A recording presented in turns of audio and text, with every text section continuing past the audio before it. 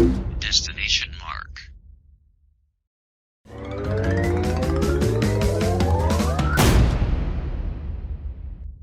Hey guys, how's it going? Marcelo here, and welcome to episode 5 of the Bandicast.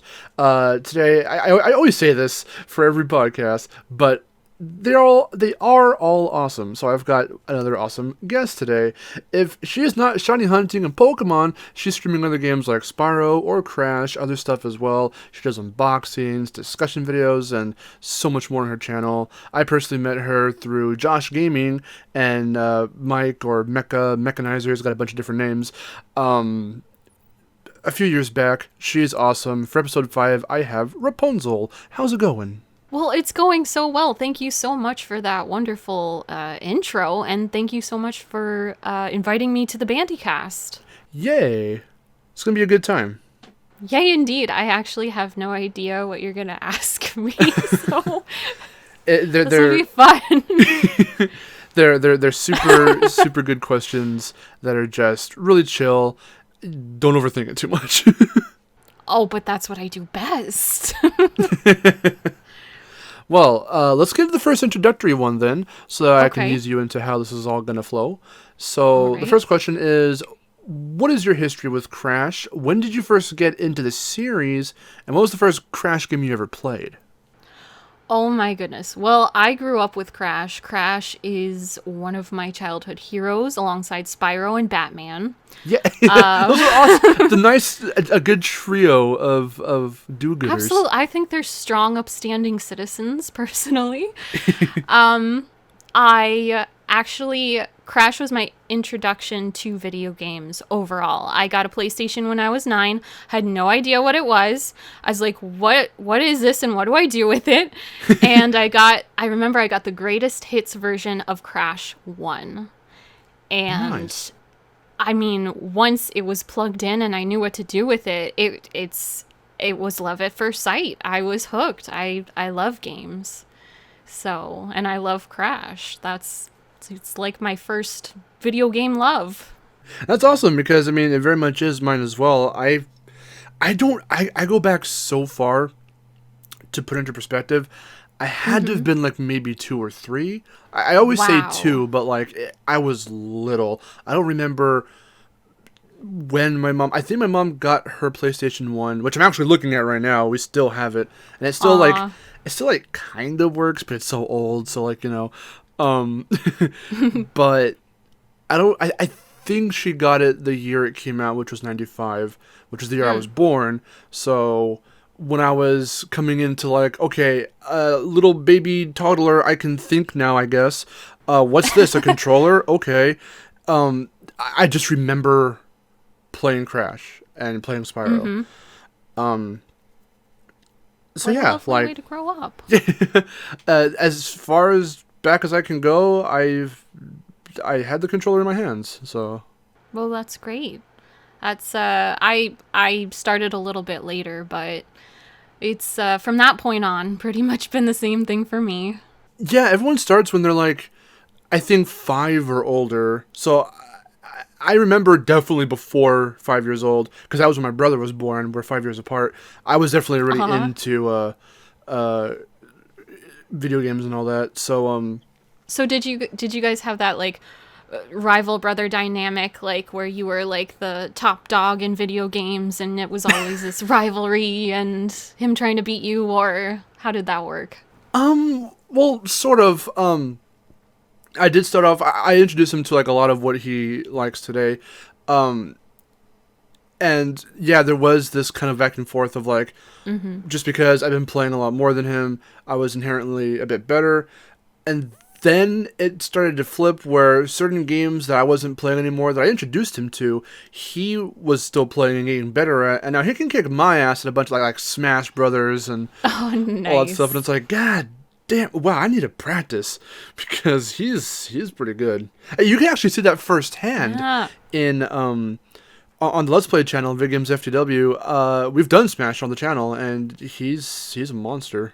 Well, that's awesome. Like, yeah, I used to, growing up, love Smash, like, just playing with my brother or, you know, friends or whatever, but it reached a point where I got out of it because it was like, okay, this is this is a little too intense now. This is more than I want to get into it. I want to play other games and not have this be my life. So Yeah. I am glad that I'm sharing. I shared, my when I got into Crash Story this early because I'm glad that we both have that dynamic of Crash was basically what got us into gaming. It actually will help with questions further down the line. oh yes, good. I need extra points. I need extra points. Because a lot of people like Abdul, he started in the middle near the Game Boy era, and then he went back and played the older really? games, and then he went forward when Titans and all of that was coming out. It was either Abdul or it was Jeremiah Isaiah, or it could be interchangeable. No, I believe it was Abdul. Well, Jerry had sort of the same thing. That's usually kind of how it goes for most of the people I've talked to prior to this episode, and I think just in general. When I met a bunch of my other online friends, that's kind of how it goes.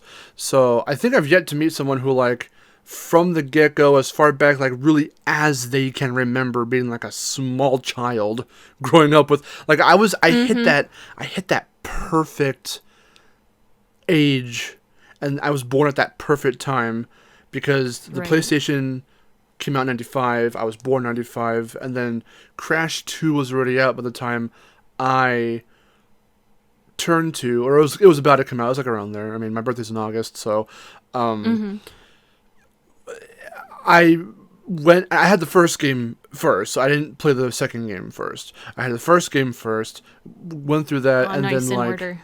yeah, basically, as far as I can remember, it was in order. Now I don't remember when my mom or someone would buy the newest game, and I mean, trust me, at that time they were brand spanking new. So Crash Yeah. Warp, the newest video game of that. Oh, Jesus Christ, so long Didn't ago. they used to be $50 or so? That PlayStation games were 50, Game Boy games were 30, something like that. It was a big purchase even then.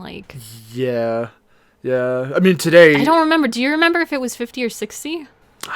Or 40? I don't quite remember. It was substantial though. It was cheaper than today, but inflation, Yeah, exactly. I think it was probably in the 50 range, maybe. I actually Yeah, don't so remember, but I have to Right. assume. So it was a golden, amazing gift from the heavens to get, a Crash game or any game for that matter. Yeah. Like I said, it was the perfect time. Being able to grow up and immediately first game out of the gate, Crash Bandicoot, and then second game's out already. Okay, so I can just play it.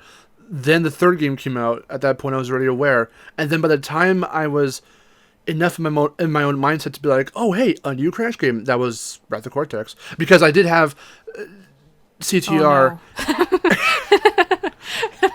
If you don't like Wrath of Cortex, then I think I know the answer to one of the other questions. But before we get there, phone ringing, but hopefully you can't hear it. Anyway, so I can't. nice. So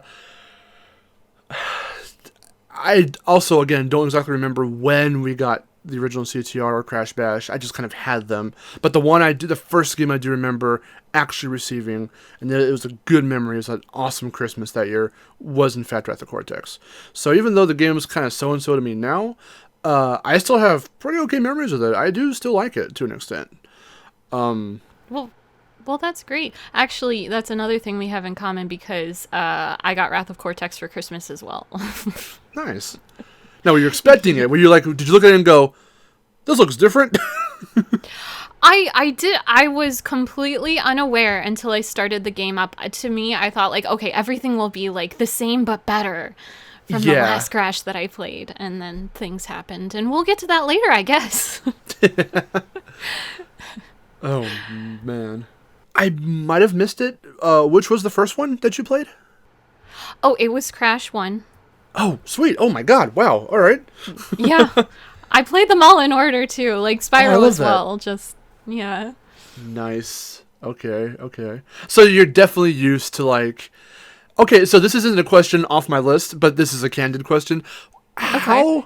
How do you perceive when you hear people online chastising Crash 1 and really, really criticizing it for, whether it's the original or Insane, for the flaws of, okay, the jumping or the intense platforming or whatever the case is, having to time stuff. So I was very fortunate. It was my first game, essentially, because I didn't really have a lot to compare it to at the time. Yeah. But also, it just taught me, I think it taught me a lot of patience, not just in gaming, but in life. Like, a lot of people get extremely frustrated and they rage and they throw controllers. Don't get me wrong, I've been there, but... Yeah, definitely. Since I grew up with it, it was more a matter of like, okay, this is how it is. And I didn't mind it at all. It was just hard. It was just a challenge. It was difficult. And I was fine with that. I loved it. The Insane, I just adjusted to what the controls were. I didn't really, I didn't mind personally. I didn't mind. I just bash my head against the wall until I get it. You know, I'll try and try and try and try. And if it takes me a million jillion tries, so be it. I'm having fun. Well, I mean, it is very refreshing because even a lot of the friends that I know who talk about Crash 1, they do have like that, you know, kind of they suck air through their teeth kind of like reaction. And they're like, you know, it's fun, but Crash 2 is my jam, or, you know, Warp's my jam. Well, I do think that they did make improvements in Crash 2 and Warped as far as the controls go, but I don't really begrudge Crash 1 for its controls. Yeah. Yeah.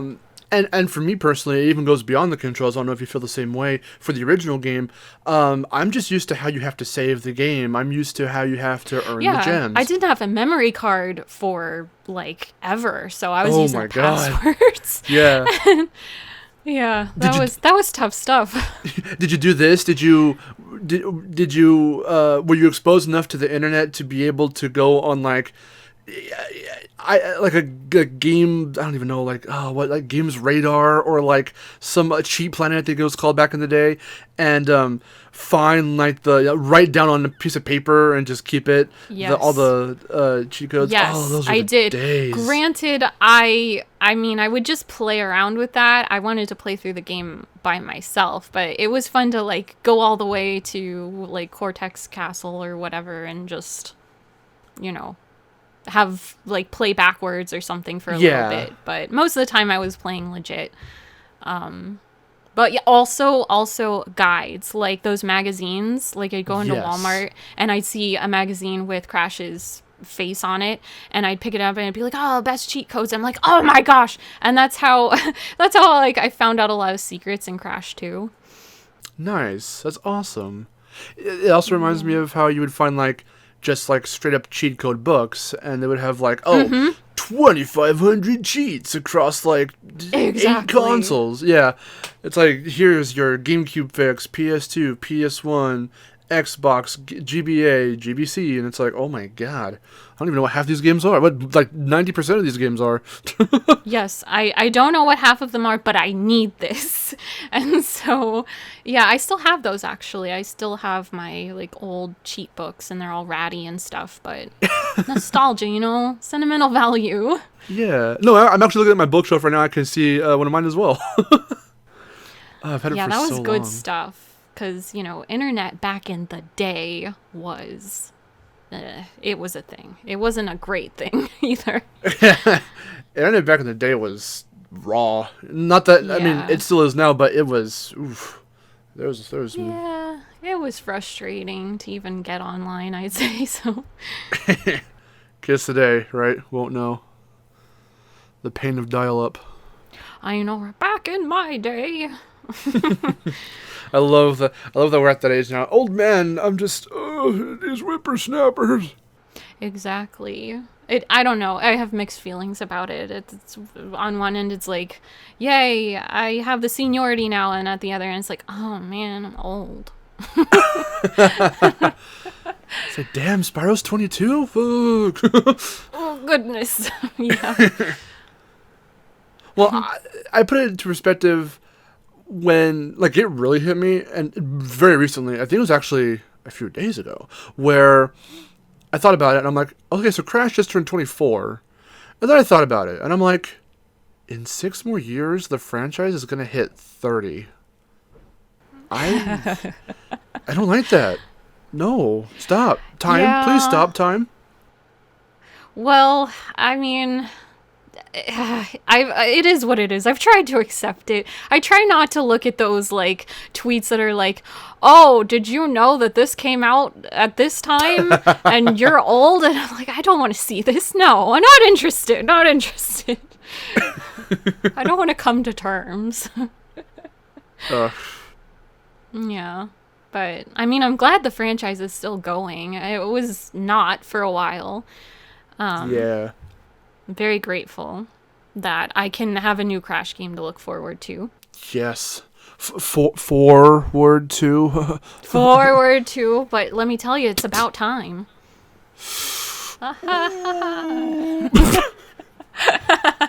I love puns. Anyway, yeah. So a lot of that will play. A lot of this will play into the questions that I have. So you're catching on.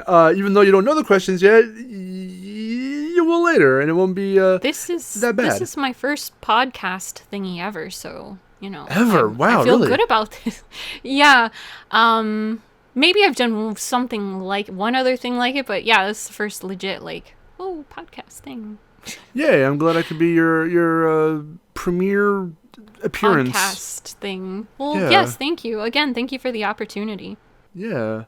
What was I gonna say about what we were just talking about? We were talking about Crash 4, kind of. I think even before that. Oh, what I was gonna We were say. talking about being old. Well, I'm bringing it back to Crash actually. Okay. I think what'll make talking about like the franchise as a whole a little easier. I just started developing this very, very recently. I think I will personally refer to everything basically that we grew up with up to Mind Over Mutant as, or even like I guess the iPhone games as pre-hiatus. So like in that gap where there was nothing. So Yeah. pre-hiatus Crash is everything we grew up with, and then post-hiatus Crash is Insane Nitrofield and now Crash 4. So Yeah, the resurgence, agreed. basically. Yeah.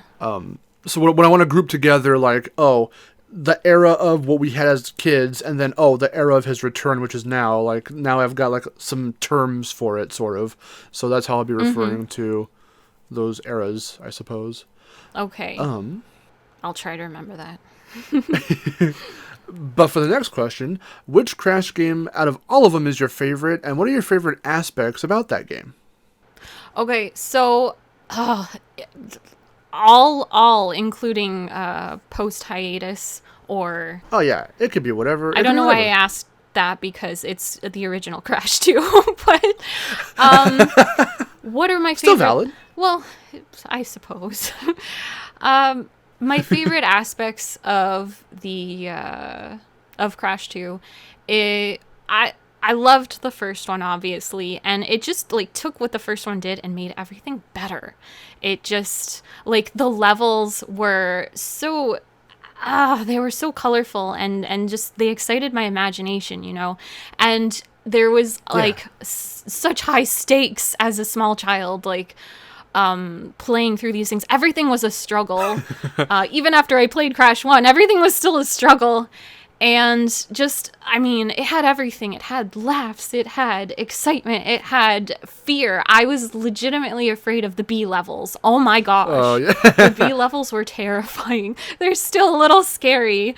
But yeah, I remember being just so scared. And the Komodo brothers fight for some reason. Maybe because it was swords and like it was hard to predict the spinning and where it was coming from. But yeah, I remember that. That kind of scared me a little bit. But yeah, it was just, and the like the slide jump just felt so good. The controls felt good. The secrets in that game, the stairs of Nitro. Yeah. Oh my heavens, the way they hid stuff like that. And I would have never found it unless I had a magazine or something, but I just thought it was so clever and just such a creative game. But yeah, I can't exactly tell you why that is my absolute favorite of the original 3. Like, they're all really solid, or my favorite in general. Well, I could tell you why it's my favorite in general, maybe, but all of the original 3 are really solid to me. Like, I love them all. There's a definite hierarchy, but I do appreciate all of them for what they are. But yeah, the second one just had so much personality, and I just loved it. It was so good. Yeah, about the secrets, I do remember trying to find them and how some of them were just freaking insane. And I remember even the ones that were just kind of out of the way, like, oh, there's maybe something here that doesn't seem very significant, but if you can make it to this, like, out of the way spot, you're beamed to another level. Like, whoa, what? Like, that's crazy. Right. It's like you expect something different to happen, or, you know, you're getting a gem, or I don't know. But, and then, yeah. And it was like a whole nother, like, secret warp room. That was really cool. And that you could see, you could see the original islands in the background. Yes. That was so cool. I love that. And you know what I hate? Me too. It's not an insane. Yeah, that does suck. The that islands does very much suck, were not an insane. Yeah. And that's something I loved about the first one, too, is you could see where you were headed in the background. Oh, I that was love amazing. That. Yeah. Yeah. I remember specifically there was this moment I had as a kid in Crash 2 where I forget if it was... Which polar level was it? Was it one of the harder ones? I'm trying to remember. See, and I'm gonna seem like a fool for not remembering the name specifically, because there was. Oh, totally... no! I can't remember finer details like that for most games I play. Well, Barrett was the first one, but then the one in the third warp room was. Was that Bear the one Down? where you also get chased by the big polar bear? No, it was one. Okay. It was one of the ones that's just straight up you're riding on polar. But you get to the very end and he bucks you off, and then there's all those platforms. The glaciers! Yes! Yeah. Oh my goodness, that was so cool. Yeah. And I remember initially like avoiding them because I just didn't know what any of that was. And then at one point, my little fragile small child brain said, maybe you should like go back and like, you know, jump on that shit. And I was like, okay, I'll try that. Well, it was correct. And then I did, and I was like, whoa, what's happening? Noise. Yeah, I didn't even really pay any attention to those. And when I found out what it was, I was like, oh man, this is the best. Or the one where you have to phase through the wall in one of the sewer levels. It was Deal or No Deal. That was sneaky. Yeah, that was so sneaky. I would have never guessed. I really just said Deal or No Eel. That's a show. Deal or No Deal? Yeah. You said Deal or No Eel? Is it Eel Deal? It's the Eel Deal. Yeah, the Eel Deal. I mean, hey, that could be a new level in Crash 4. Deal or No Eel. Howie Mandel reveals himself and says, "Hi, you guys, it's me, Howie Mandel. Welcome to Crash 4." I don't know. Oh, goodness. I mean, that would be different. I just had this... I'd still play it. I had this memory in my mind where we went to Dave and Buster's, and I won the $1 million. You know how they have like the big like arcade Deal or No Deal? I've never been to Dave and Buster's, sadly. Oh my god, I want to go, but I've never been.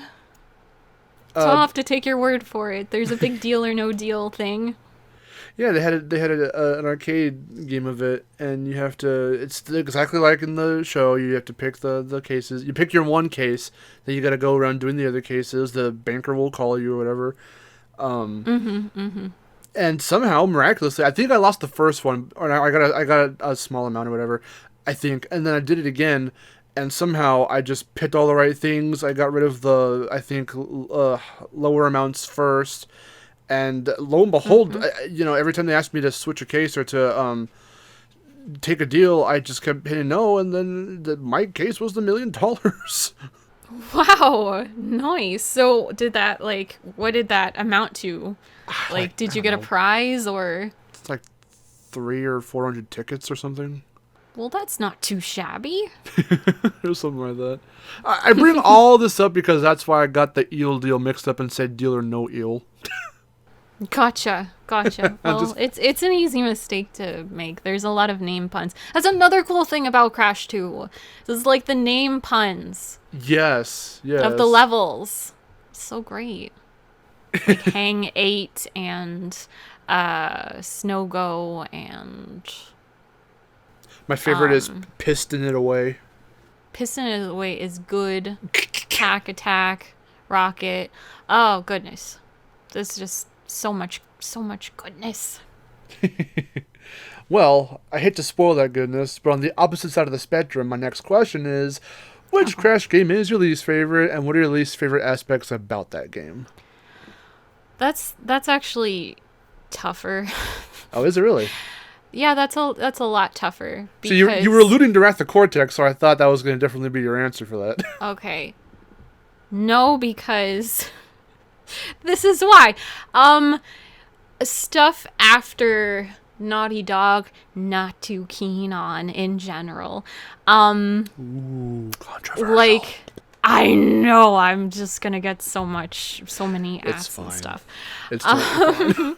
Well, I'm not gonna like sit here and like, I'm really happy for the people who did love them and got to experience them. So when I talk about this, I'm just saying, look, it's not my preference. It's not for me. But like some of them I haven't played either. Like, I haven't really played Tag Team, even though I've watched it be played, and I could almost say that that's my least favorite. Really? Yes. Although, don't get me wrong, I appreciate the humor in it, but just like the gameplay doesn't look very fun to me, and the graphics look rough, and you know, it doesn't look like my cup of tea. Also, Wrath of Cortex is up there on the not so much likey scale, because when I was a little, you know, when I got it for Christmas, Tiny Raps, yes. Again, yes, Tiny Raps was expecting like not perfection, but I didn't know anything about the game because, again, internet sucked, and I thought it was made by the same people. I thought everything was gonna be the same but better. And it was very much not the same but better. It was pretty rough, and I got the PS2 version. The loading times were awful. I was gonna say, it took you like 20 minutes to even start the game. Exactly. Like, I was so disappointed. I can't tell you. I mean, I think I played through the whole thing, even though I was like, I kept trying to make myself like it. Like, okay, no, I like this. I do. I like it. Please like it. And and I've heard people say, since I haven't played it in a while, I've heard people say good things about it, or, you know, wasn't that bad or whatever. So I was like, okay, maybe my opinion's changed. I watched a stream of it, and I was like, oh no, this is rough stuff. I know, I would think I was right in my original assessment. It's not the worst game ever. It's not absolutely horrendous, but it wasn't up to the caliber I was expecting for sure. Yeah. How about you? What do you think? Boy. Yeah. In terms of least favorites, or in terms of what you're laying down? Like Wrath of Cortex. What's your how do you feel?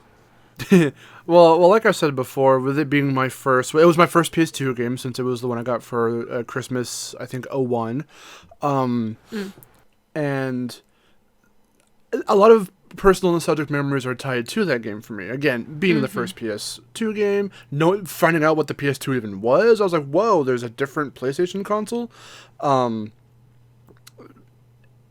It being the first Crash for the new generation, so seeing that while the quality, was bad in some areas, that not as impressive as the PS1 games before it, but still having like the shaders, the reflective textures off of the crystals, and they actually look like they're shiny, and there's like ambient fog in certain levels on the floor, and it's very industrial with the different factory levels and stuff like that, and that was pretty cool to see. And it was still Crash to me. Like, they were trying to emulate what the other games did.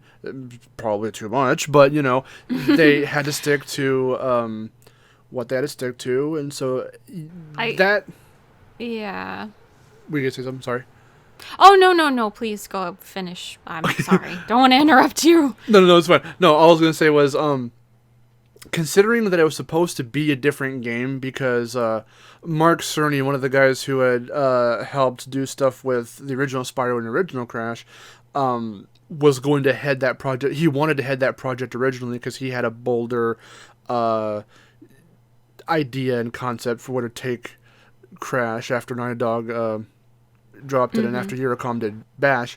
And Universal, being the publisher who held the rights to Crash, was like, no, make it like we have to keep that familiarity, so you got to make it close. You have to play it, you need to play it safe. You have to keep it close to what people, the fans, know Crash to be. Because at this point, Crash did have his reputation. The last platforming games, the last 3, were huge. So that's why it pretty much ended up the way it did. And then the fact that, it had to be rushed and come out that year. And Right. I think even as a younger child, I could tell that it was lacking polish, like a lot of polish.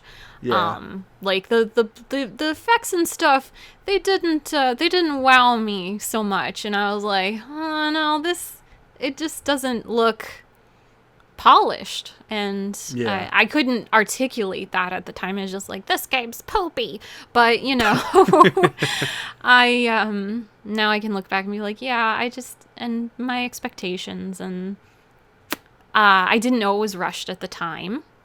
Yeah. Now I do, so it's like, well, this is a problem in the industry, and I don't often feel ill will towards anyone necessarily anymore, if the game aside from people who rushed it, but yeah, I can see how people would like Wrath of Cortex, but yeah, just not my cup of tea again. And I know you mentioned Twinsanity was like your favorite like post Naughty Dog game, is that right? You said that? Yeah, I have mixed feelings about Twinsanity. Okay. For sure.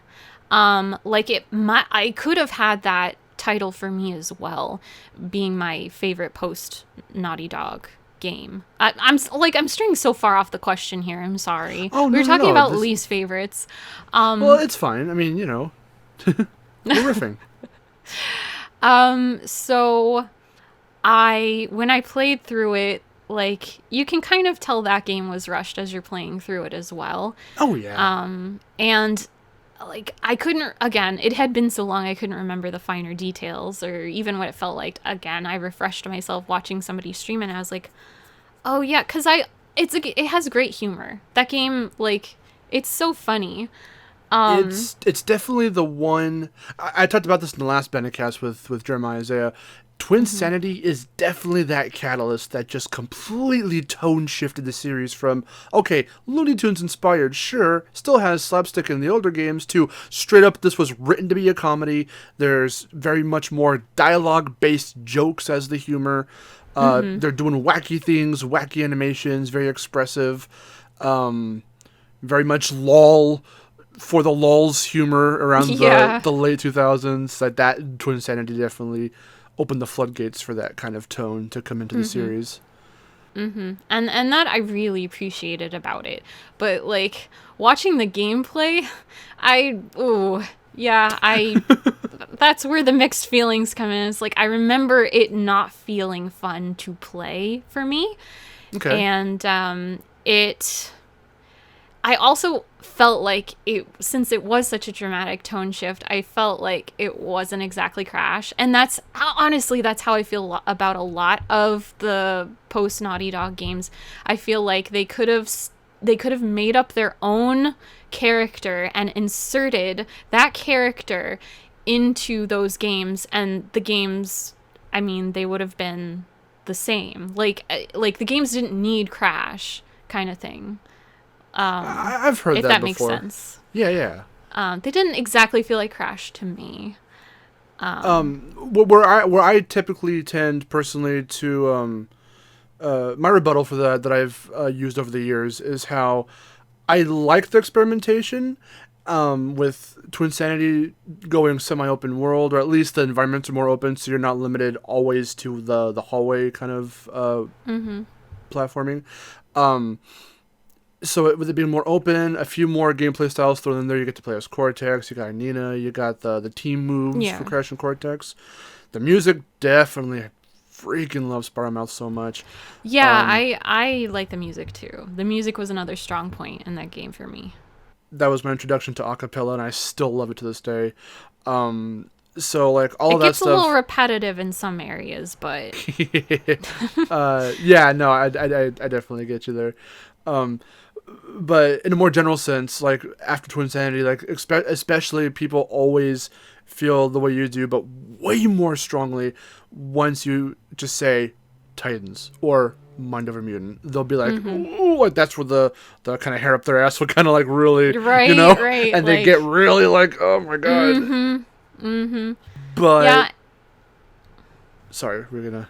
Oh no. That's I was just gonna say, like, I don't necessarily begrudge the games just because they're different, because like you have to change a franchise like that in some ways, right? Because otherwise it's just going to stagnate. So there needs to be experimentation. There needs to be just new mechanics, new aspects to the gameplay and the story and the characters and everything. But yeah, I just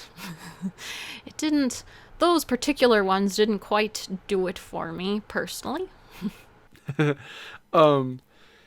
But continuing the rebuttal real quick, just to finish off that little bit, I think where you say that, they could have stuck any original platformer character into these scenarios and these concepts, and it would feel fine as its own thing, and it doesn't have to be Crash.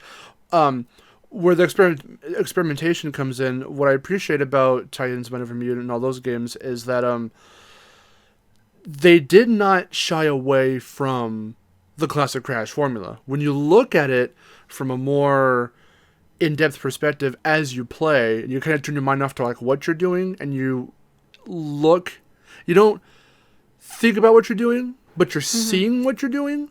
You're still, especially in Titans, you got your open areas, sort of like Twinsanity. You're doing a lot of straightforward platforming. You've got the spin attack. You still have to break crates for Mojo or for Wumpa Fruit. They still act as your health to a certain degree. It's not giving you a life. It's just, raising up your meter. But a lot of those philosophies for Crash's formula are still intact. The thing is, they pushed it not off to the side, but a little bit to make way for what they wanted to focus on. And they try to marry the two concepts of, okay, now it's a beat 'em up with these big creatures you can take control of, but the general feel is technically still there. It never really went away, but people don't like to talk about that part or take note of that part when they try to argue that those games are bad, and they'll just say, Crash shouldn't have tattoos. Why is he beating up these giant monsters? And it's like, no. You're not... Yeah, that's not a good rebuttal. That's not a good argument. It's a little short-sighted to just say like, oh, Crash doesn't need tattoos, blah blah blah, and that is, I thought it was odd myself to have this flavor change, but I mean, I agree with you that it does incorporate a lot of the core formula in it. But I don't know. I think a lot of people mistake what their preference is for whether or not something is good or bad. So I'm not saying like on a technical level the games are necessarily bad, but I think a lot of people, they just conflate like, I don't like this because tattoos and big monsters and so the game is bad. But I personally don't think that's the case, and I think I appreciate when other people enjoy things that I don't. So yeah. So again, not one of the main questions, it's more of a candid question, but I guess what exactly can you pinpoint those feelings towards when those games were brought up? Like, is it the fact of the tone shift, even though you can appreciate it in earlier games like Twinsanity, or like, is it the gameplay style, like how it's not focused on just Well, linear spinning around enemies and crates? that's a good question. And I think it's very mixed. Like I said, I have mixed feelings towards Twinsanity. So even though I appreciate the tone shift in some ways, there's that like core purist in me that's like, but it's not my Crash, you know? And Yeah. I try not to give, I try to be a little bit more objective because I don't want to close myself off from another experience I might enjoy just because my first initial reaction is, "Boo, it's not what I like," you know? Yeah, So or what you're familiar with. exactly. So that ties in a lot in my negative feelings towards it. But I would say that even though the gameplay in Titans isn't bad, it wasn't especially fun for me. It was okay. It was just okay. So that tied into, I prefer a more traditional Crash. And like I just the whole beat 'em up mechanic was so odd in a Crash game, and like the little changes too, like Aku Aku had a different voice. Like I forget when the voice changed, and then That it was game. like, oh, was it? It was like Billy and Mandy. It was Grim, and I was like, Yeah, Greg Eagles. I can't hear anything but Grim. So like, this, Just without the this is accent. not good. Yeah, and also I didn't play Titans until much later. Okay. So Um, I think in some respect that's actually a good thing because uh, I I personally believe, since this tends to be the case with a lot of people, if you had played it right when it released, it might have made you denounce it faster. Because it's a product of its time right then and there. You're experiencing it and you go, what the hell happened to Crash? Like, that's what a lot of people Yeah. think. That's how they think. That's their mindset. They go, what happened in that era? And Yeah, that's like what my inner purist says. But again, like I try to keep that, in balance with the part of me that wants to the optimistic side. optimistic, objective. Yeah. Yeah. It's really funny actually because a ever so small, slight little smidge of that comes out in me. Funny enough, when addressing One Over Mutant, and it's mainly in the humor, because while I am glad that Twinsanity started the whole we're straight up comedy, this is written as a comedy game, and Titans has it, Mind Over Mutant definitely had it. And while I discussed this with Erin or Mihar the Fox on several occasions, and she loves Mind Over Mutant's humor, I love it too, except for the moments where it becomes dated. Because, like I said before, there's definitely some for the lulz humor, that kind of internet humor made its way into Mind Over Mutant. It came out in 2008. YouTube was like 3 years old, so Neon Cat and I Can Has Cheeseburger, all that stuff. The classic golden age of internet memeage and memery was definitely alive and thriving and nearly at its peak at that Oh, time. It yeah. was just beginning. And when you step back and look at Mind Over Mutant, specifically out of the two games, It or Titans, with Mind Over Mutant, that game got the brunt force of it, because you look at it, it's about a freaking mind control device that acts as if it's a phone or an iPod. It can do all these things. Let's shoot a commercial for it. That's what it is. And they get enthralled in it. It's sort of I think Radical was trying to do some sort of mini commentary, quote unquote, about how, the iPhone and phones and iPods can take over, your life if you just kind of do nothing but be on it the whole time. And with the envy, that's basically, hell, it's called the envy. Like, make your friends envious. You've got one, they don't. Except, well, for Cortex and Brio, they send it to everyone. But it's all part of their master plan. But it's the very fact of the matter is that it's this piece of technology that everyone's enthralled in until it takes them over. And then you got Cortex literally saying over the intercom at the evil school or whatever, he says, "Attention students, No, you cannot has cheeseburger. That's a stupid meme anyway. Cortex has canonically said the word meme. Well, you're telling me a lot of stuff because I didn't get to play Mind Over Mutant. I did, however, watch like every cutscene. Look this stuff up. Find Cortex's dialogue I believe on YouTube. you. It's there. I didn't remember it from the cutscene, but I'm sure I saw it. Which, I mean, it was brave. It was a brave thing to do. When he says I can have cheeseburger, that's some like flavor text that kind of just, or flavor dialogue that kind of just happens when you're running about like the school or whatever, and you can hear him on the intercom. Oh, okay, gotcha. So it wasn't in a cutscene. There was a lot in the cutscene. The cutscenes, they were boy. like, I liked that the cuts they put in a lot of effort in like making them different styles. Like they were all that was cool. different. That was really cool. But again, I haven't played the game, so I can't really talk about it too much. So you're teaching me things here. And and then you get the end cutscene where it's fashioned like Dragon Ball, but then when they get ready to fight, it's like dun, dun, dun, dun, dun, dun, and the guitars going, and then it's like, here's Crash, here's him looking all intense, here's Cortex, and then it shows the world. Wow, it's kind of like anime. We're sort of making fun of anime. Then it cuts to France, and there's a mime, and he's I kid you not, and he's just doing mime things. There's that and it goes back to Crash, humor. Random lol humor, and I was like, what? Yeah, it gets weird. So yeah, didn't age too well, but still a fun game. But yes, yeah. It's definitely a product of the time. Gotcha. I mean, I would still give it a shot, but yeah. Oh, I would definitely say do it. Yeah. Mm-hmm.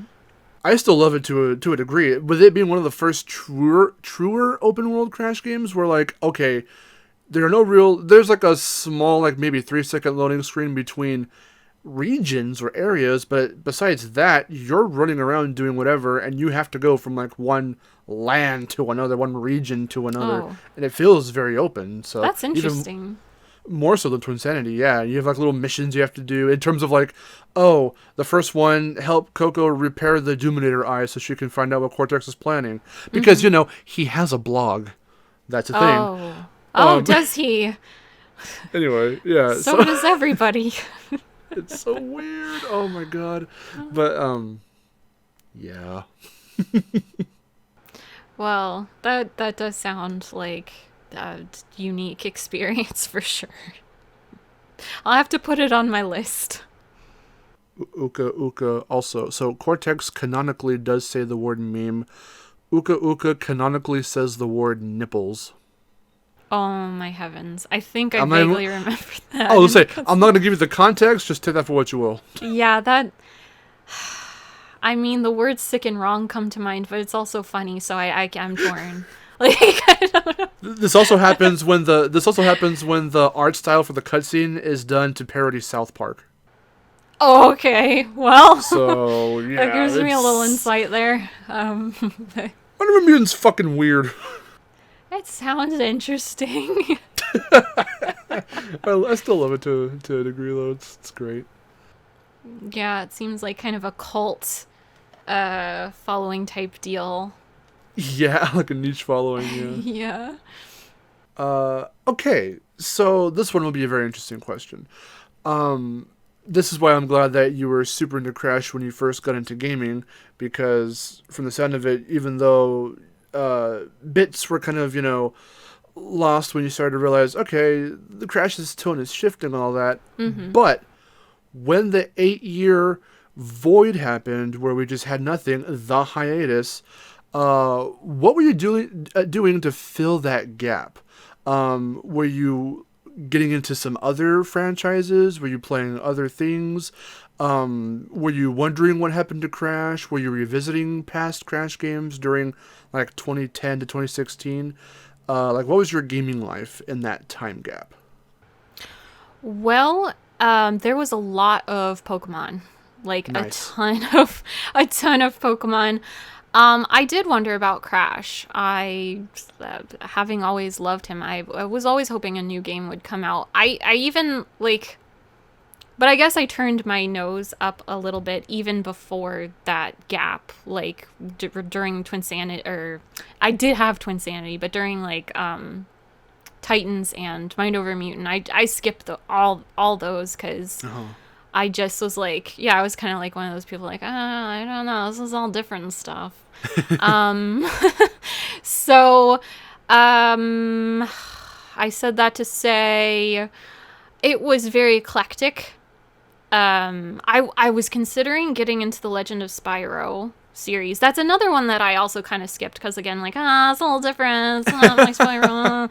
But I was thinking about it. I think I wanted to play Dawn of the Dragon because isn't that the one where you have... Is that the one where you get to, like, a lot of free flight and stuff? Yes. And that one looked really cool to me. But I didn't do it. I couldn't find it on, like, the PS2 or 3 or whatever I was trying to find it on. The PS3 one is definitely the more rare one to come across for some reason, which is very bizarre. I tried to buy it for my friend G-Man Rocks a long time ago, and he visited me from Massachusetts, and we had like a little crossover thing because he had a YouTube channel back then as well. And the day he showed up, perfect timing, the game arrived too because I bought it for him as a gift. Oh, nice. Only thing is, I accidentally got the PAL version. Oh, whoops. But that's only because I checked, double-checked, triple-checked. It looked like the NTSC version was the one I had bought. And then they just they shipped me the PAL version. And I was like, oh, so their mistake. I believe it was their mistake because I checked to make sure that it was the US version and it was the PAL version. Well, dang it. So, Did it get resolved? No. Did they send you the... No! No. They didn't fix it? I didn't really bother at that point. Oh, I was like, okay. Whatever. I'm not going to spend more cash or try to figure out how to get the money back or the damage is done. I don't even care. I'm sorry. Well, at least you had a hopefully pretty looking case to look at and see. It was funny because I had him open it and he goes, oh, dang. And then he kind of checks and he goes, dude, this is the PAL version. And I was like, what? What? Oh, no. Well, it was still a really nice thought. I'm sure he appreciated it. Yeah. And then I think eventually he did find his own version. Like he was able to buy his own version later down the road. Wasn't it co-op too? I was going to say, it's funny that of the 3 in that trilogy, you wanted to play Dawn of the Dragon because Erin was the same way. She only wanted to play Dawn of the Dragon because of the fact that it was... you had free flight and you can play as Cinder. Oh, really? Yeah, I didn't even know who Cinder was at the time. I was just like, this looks cool. I like it. Yeah. So we were sorry, I keep bringing up Spyro and going off track here. That's fine. But yeah, there was a lot of Nintendo in my life during that time. Nice. Because I feel like PlayStation was going very first-person shooter, and I'm not really a big fan of those. And like, I like Assassin's Creed, but like everything coming out during that like PS3 type era, like I don't know if it's overlapping into this gap years, but it seems either similar to Assassin's Creed or like first-person shooter. So I was like, you know what, I'm gonna go back to some Nintendo for a little bit. And that was a bulk of my gaming was Pokemon. I had a Pokemon League actually, and I played the cards, I played the game. Oh, it's awesome. Yeah, it was a lot of fun. So I mean, it was a good pass the time hiatus thing. I always thought of Crash, like, and see, before I got on Twitter and stuff, like, I always felt very, very isolated in loving Crash and Spyro. I felt like it was super specialized, and not a lot of other people had the same love for it. I mean, I was in 2nd grade. They had a picture day with, this is going back. We're like, I'm running all around here. But they had a picture day where bring your favorite thing, and I brought my copy of Crash 2 to have my picture taken. I'm sure I still have it somewhere, but like, especially back then and even up until right before I got on Twitter, I was like, I'm the only one in the world who likes Crash and Spyro. And then I found out, oh my gosh, it's this whole big thing. I don't feel alone anymore. Yeah. Oh my God. Well, where were you when I was in school? Because yeah, I mean, same with you, same with Aaron. Like, if I met all you guys, like when I was in high school, damn, those years would have been better. Because especially also in elementary school, because I was all the same way. A lot of kids did know me for my drawings because I've been drawing since I was super little, and I would just draw when I was bored or didn't have anything else to do, or was just kind of lonely in school. And certain kids would see that, and it was one of those first of its, of me experiencing like how we see on Twitter now with the artists of, oh hey, I want to commission you and stuff like that. So they would just like ask for a drawing, and I would just do it for them. Like, oh, you can draw SpongeBob. So nice. Can I have like a SpongeBob drawing or like a Mario drawing? But whenever it came to Crash, like, no one really knew about it or seemed to even care. And not that I got made fun of for it necessarily, but they were just like, oh, who's that? Like, why are you drawing that thing? And that's like as far as it went. But it's like, I can't connect with anyone to Crash or to Spyro or anything like that, because those seem to be the ones that... How ironic that they're such popular franchises, but people know Mario, people know Sonic, people know, like, Mega Man. Right, and Crash was, like... I would say almost as big as those mascots at one time. Like, maybe he never quite reached that notoriety. I don't know, but the popularity was there. Yeah. Yeah. The popularity was there, but he wasn't a household name. That was the thing. Yeah. Exactly. He was still at that point. He was still, Mario's rival. Like, that's basically like the moniker he had. He was, Sony's answer to Mario or something like that. And that's where everything gets... That's the one thing. I love Mario. I'm going to say this right now. But I hate it when everything platformer and everything kid-friendly gets compared to Mario. I don't like it. Especially when everyone tries to make the comparison and the compare and contrast of Crash 1 and Mario 64. I hate that. Oh, yeah, that's not apples to apples, in my opinion. They always go with, which one's the better game, or which whatever. And they always go with Mario. Yeah, they're I would say they're too different to compare. I mean, you can compare anything you want, but I personally, it doesn't occur to me to compare those two games. And they only do so because they were both, 96 platformers. Yeah, but they're so different in like design and mechanics and everything. It's just, Mario 64 was a lot more open. Crash was very linear, and it doesn't make Crash bad. It's just the way it was. It had to be, hardware limitations and everything. So, Yeah. I mean, plus too, Nintendo making a platformer game for the console they created, that's pretty much a match made in heaven. True, very true. Naughty Dog only experimenting with 3D once in their previous game, Way of the Warrior. Yes, and the way they had to optimize Crash 1, oh my gosh, that was genius. They were just like, wow, so clever with everything. That's why I really appreciate the way those games are animated, because it's so fluid, it's so nice and like natural feeling to just watch. And then you look at other games like Tomb Raider or something else, or like Metal Gear Solid, and they're still probably really good games. I never really played them, but you can see the detail and what the vibes that those games are going for in their own respective genres and things. But it didn't. Some of them were janky. Some of them had Silent Hill had to do the fog, the draw distance fog, and like Crash and Spyro didn't have to. Spyro specifically too, with the fact that again bringing up our good old friend Mark Cerny.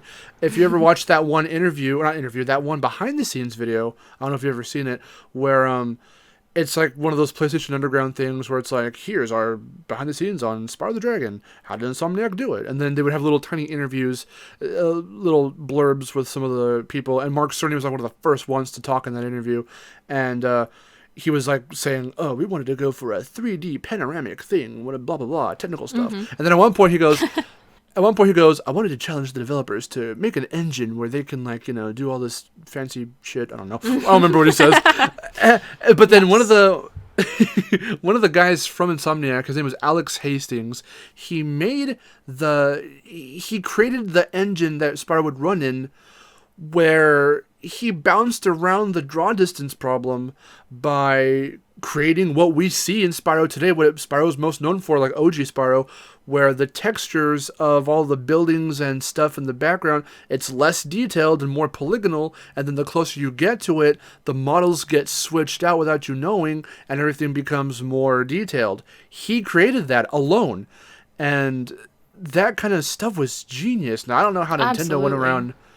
I don't know how Nintendo went around doing Mario 64, but for as much as people say it revolutionized platformers and it was one of the first of its kind, it was one of the first of its kind. I'm pretty sure Spyro and Banjo wouldn't be so maybe huge or get so as much recognition with the fact that they do follow a similar style to Mario 64 than even Crash does, because Crash is on a smaller scale. But I don't know. 64 is not one of my favorite Mario games. I think Spyro and Banjo are a better Mario 64 than Mario 64, if you ask me. That's just me. Controversial. Well, anyway. Yeah, seeing as I, experienced Crash first, I always have that bias, like, no, Crash, no, Mario. Like, I just like Crash better as a mascot, like the design being a Bandicoot. He's super colorful and it's more fun in my eyes than Mario, but I'm not dissing Mario. Mario has some fun games. I enjoyed Mario 64, but I just it doesn't speak to me like Crash or Spyro or Banjo either. I agree. And I'm really glad that they're releasing the 3-pack of the Mario games actually really soon. I'm sure you've heard about that. Oh, yes, I have. Yeah, so I'm getting that. I've never played Sunshine, so I'm getting to experience that. Oh, really? Galaxy's nice. My favorite out of all, cool. even over Odyssey, but I've never played Sunshine. Yeah, I know, right? That is interesting. Yeah. Because I loved Galaxy 1 and 2 as well before Odyssey came around, and Odyssey just does a bunch of awesome things. But that is interesting to say to hear that you would still prefer, I think, the Galaxy games. That's awesome. It's super cool. Well, thank you. I would go into greater detail, but Crash, Bandicast. Yeah, this isn't the Mario cast. But also, what was I gonna say about that as well? I think you'll like Sunshine. The thing is, I don't know how they're gonna see my whole thing, and I'm again not gonna divulge too much into it, but I don't know if it's gonna come out before this or after, around the same time for sure. But I do have a video about my thoughts on that collection. I would prefer that they remastered the games instead of just simply ported them over. However, I think that even through porting them, they might still try to clean up the games a little bit. However, they can get back into them, and they're gonna have to some glitches or something. Probably, I don't know how they're gonna do it, because my whole thing was, if you just remade them from the ground up, you can legit just make the games without those problems. True, but then they wouldn't make as much money as just upscaling the ones they have and charging $60. So that's Nintendo for you. Money. That's Nintendo for you.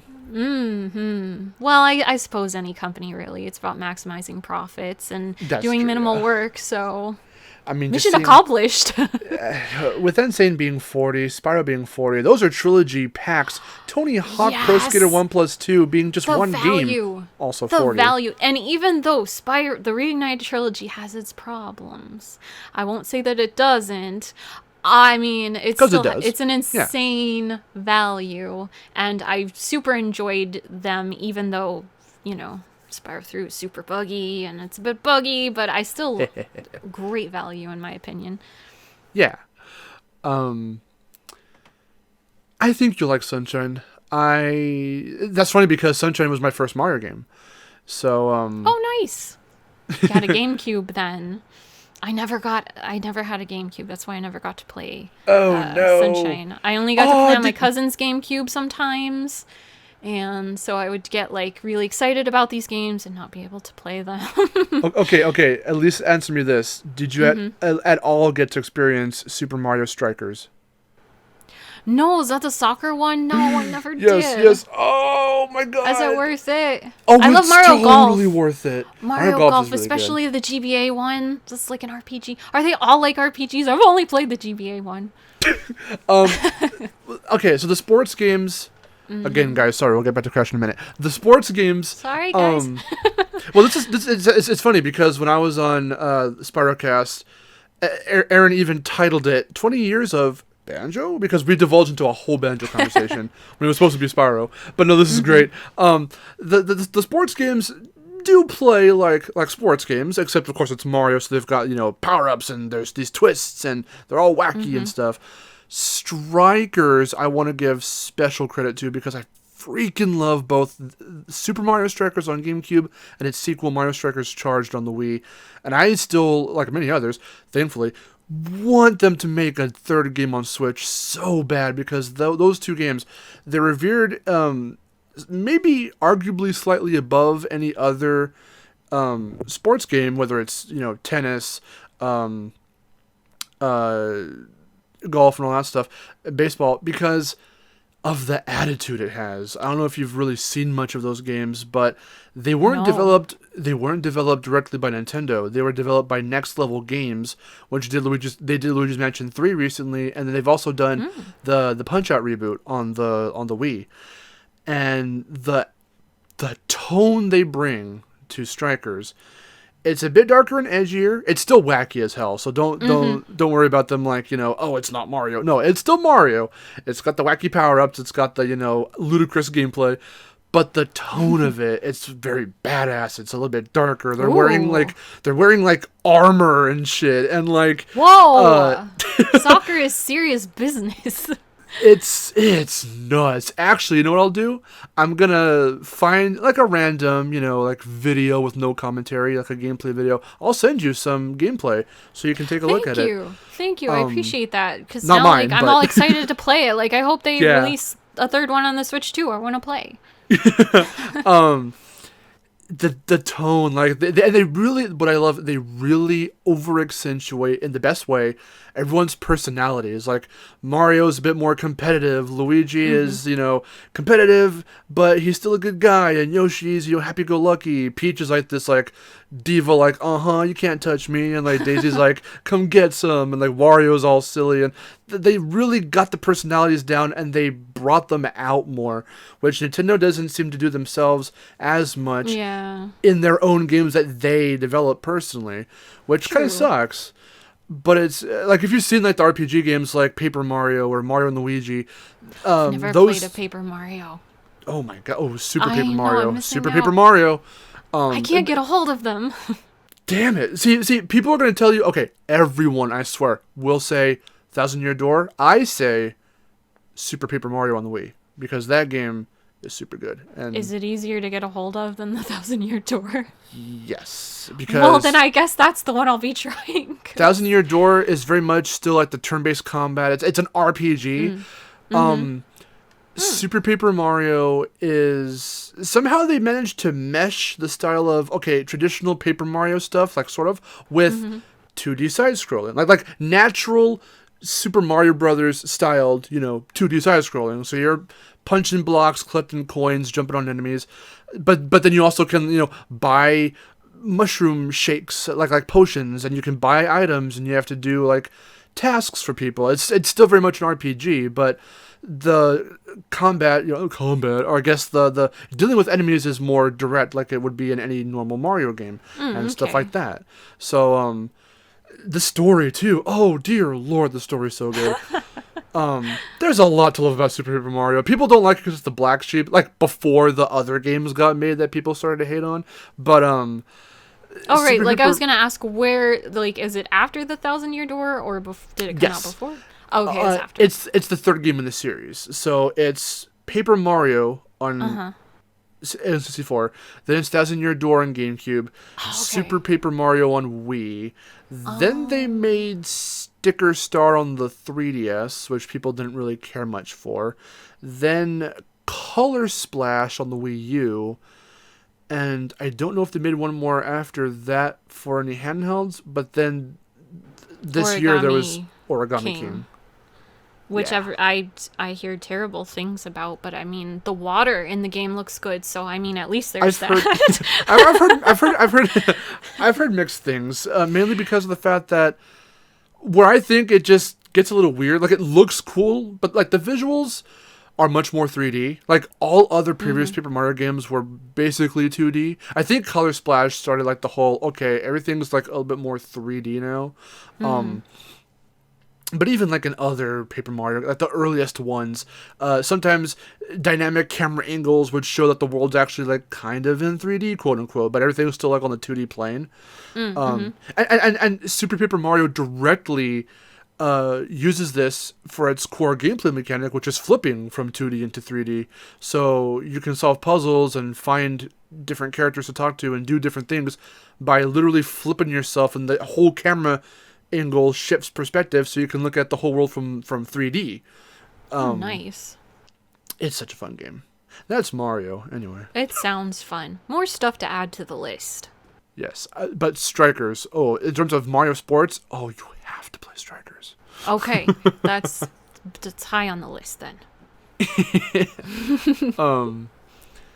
But yeah, no, very interesting how going back to Crash, in that space, the hiatus, that are we have a lot of similarities in that regard. How like Crash just kind of fell off the radar a bit. You were trying out some more of the new Spyro stuff. Like, you wanted to try some Spyro stuff, but you're like, right. That's I a little did bit play weird too. A Hero's Tale.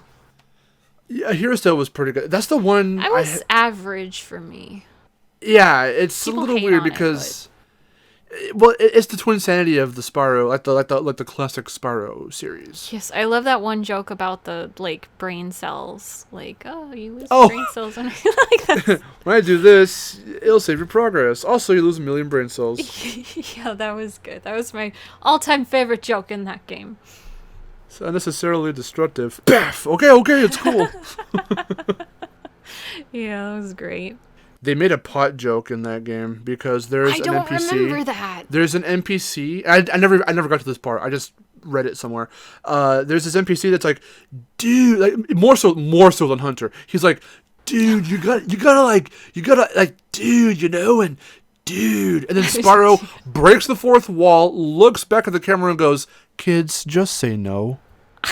Oh my gosh. It's like, wow. Jesus Christ. I'm gonna have to YouTube that. It's hilarious. It's awesome. That's priceless. They started getting away with a lot in in recent years.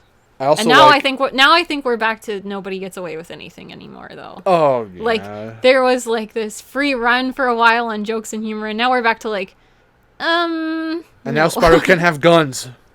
Oh my goodness.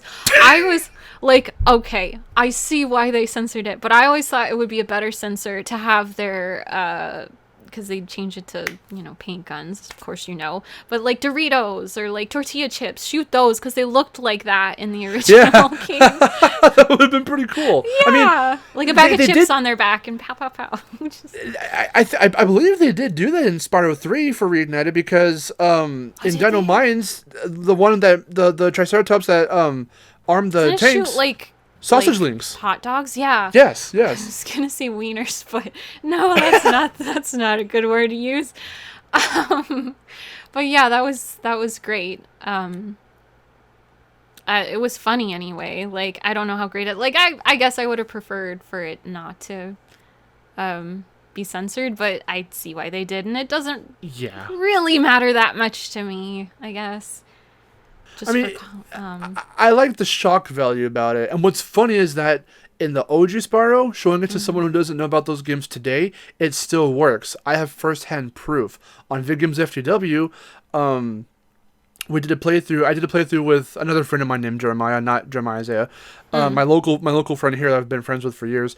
I introduced him to Spyro, and we were playing the first game together, and we got to Twilight Harbor, and I was just like, dude, okay, these guys, these enemies, be ready. And then he goes in, and they go, and he managed to flame him in time, he stopped and went, was that a fucking gun? Were they gonna shoot me? Yeah. It was the best reaction. And I was like, yes, the shock value still works. He wasn't like, what? He was like, what? Like, are you kidding me? This is a kid's game. I agree. That was priceless. Like, I see people's point when they're like, it doesn't match the tone of the game. And it's kind of like, well, that's it's not the supposed point. to. Yeah. It's like, Nasty just has, like, some minions in the other worlds, but in his own turf, he's got an armada. It's pretty intense, but it's still, like, wacky, in a sense. It's not like you see literal holes in Spyro's character model. They don't shoot him, like, they just kind of harm him, like any other enemy would. So it's still... It wasn't still graphic. Violence. There wasn't blood. No, yeah. Yeah, and just, like, side note, the fruit bazooka in Crash 3, awesome. Like, I always my God. flipping loved that. Like... I mean, from a gameplay mechanic, it was kind of odd, I guess, but like the BA factor was there for me. I was like, oh yes. Oh my God, yeah. No, I do hope that I was hoping like Crash 4 or something else would some other kind of like newer game could like take advantage of like weaponry like that, make it sort of like Jack and Daxter inspired, like kind of, but like not like to that kind of ludicrous degree. But like the one thing I didn't like the one thing about the fruit bazooka is that you have to stand still every time you use it. Yeah, So, that's what I was saying. Like, from a gameplay standpoint, it's kind of disruptive, but at the same time, I love it. yeah, but it's still cool to use. Oh yeah, especially you seeing all the concept art or rather promotional art with him with it. Like that's awesome. Yes, absolutely. The whole Terminator vibe. I was gonna say the Terminator so reference. Cool. And the sunglasses, the whole package, the whole thing. It's great. Oh God. Yeah, I do hope that they like in a future game or whatever, like after It's About Time, like they can like go back and see those power ups and whatnot, and then use them. Like, I mean, the double jump came, from Warped, and all that stuff. So obviously, we're seeing the double jump utilized for more challenges and stuff, and being able to make like larger gaps in games like It's About Time. And speaking of It's About Time, my last question for the podcast is, how excited are you for Crash 4, and what aspects are you looking forward to the most? What are your like overall thoughts and opinions? And I want to throw in too, if you have pre-ordered it digitally, are you looking forward to trying out the demo next week from when this is being recorded? Okay, there's a lot to that question. That's a big one.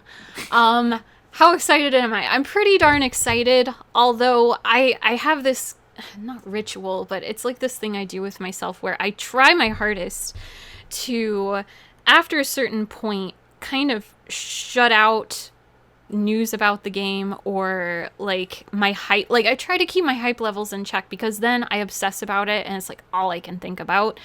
So I am very excited, especially because I was talking before about my inner purist, and how initially my inner purist had like a fit when I saw, footage from the game. Like, I had all those opinions about, like, in the span of like a couple hours, I was like, oh my gosh, this looks so much like Skylanders. And not like, okay, again, I'm just saying Skylanders is not my cup of tea. I'm not saying it's a bad game, guys, but I like, to me it was a negative, and I was just like, oh my gosh, this doesn't look like Crash to me, and this is so I was watching the trailer over and over and over again, and I reached this point where I was like, you know what, gameplay looks good. I like the way the gameplay looks. This is nice. And I went from like hating the designs, blah, blah, blah, and then I was like, you know what? Crash actually looks pretty darn good. I like that. I like Crash's design. And it kind of evolved into like, you know what? No, I'm giving this game a chance regardless.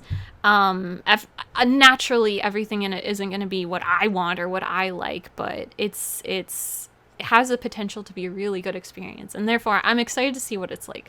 Super excited.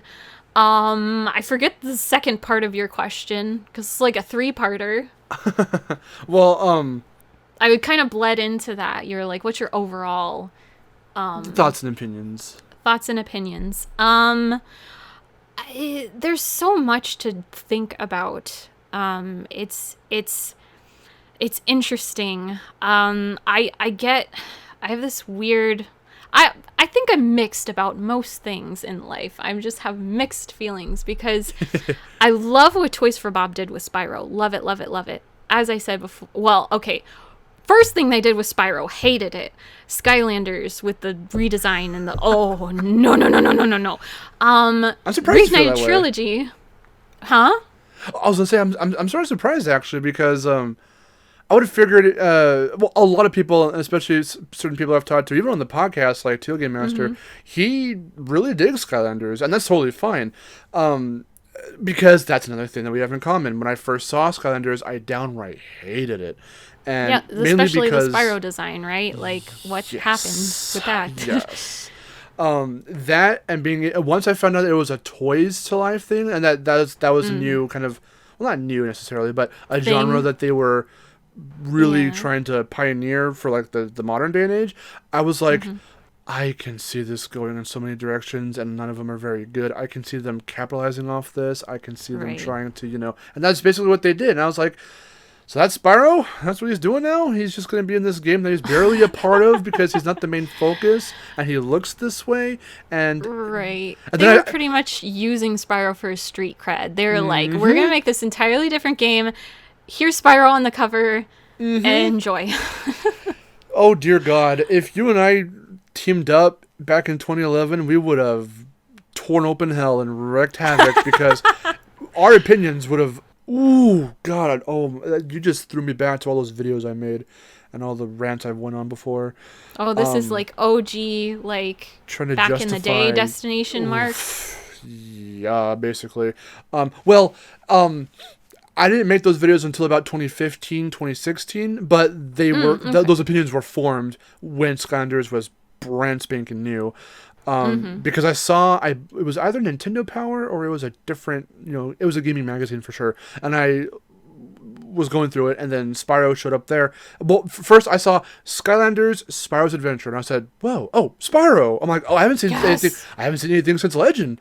Oh my God, there's a new Spyro thing." So I flipped to where it said to go to in the little table of contents, and the first thing I saw was that design. And I said, "Whoa, what the fuck? That's not Spyro. What is that?" And I started reading it, and I was like, "What the hell?" I'm like, "Okay," because I didn't see gameplay or anything, so I didn't know like what it looked like in motion. So at first I was like, I'm interested, but this is weird. I don't like his design at all. And then I saw it, and then what mainly killed it for me for a good long while there was just the tone, and they were really trying to hit the little kid crowd of it's toys, and we're gonna dumb everything down to where the villain is an idiot and he's got a very annoying voice and pay to play stuff, which I don't know how egregious it was in the first Skylanders. Like, do you know how much of the game was cordoned off based on the toys? Well, I think what they tried to do, because I don't remember who came in the main pack when you Spyro. first bought it. Oh, he definitely was. But Better be. I mean, right? But then again, you will never know. But no, he was. It was him. I think it was Trigger Happy and what's the water one? The fish guy, Gil Grunt. Fishy McFishster. I don't know. Yeah, I think his name was Gil Grunt. It was Gil Grunt. Okay. Trigger Happy. I think it was Trigger Happy. Trigger Happy and Spyro.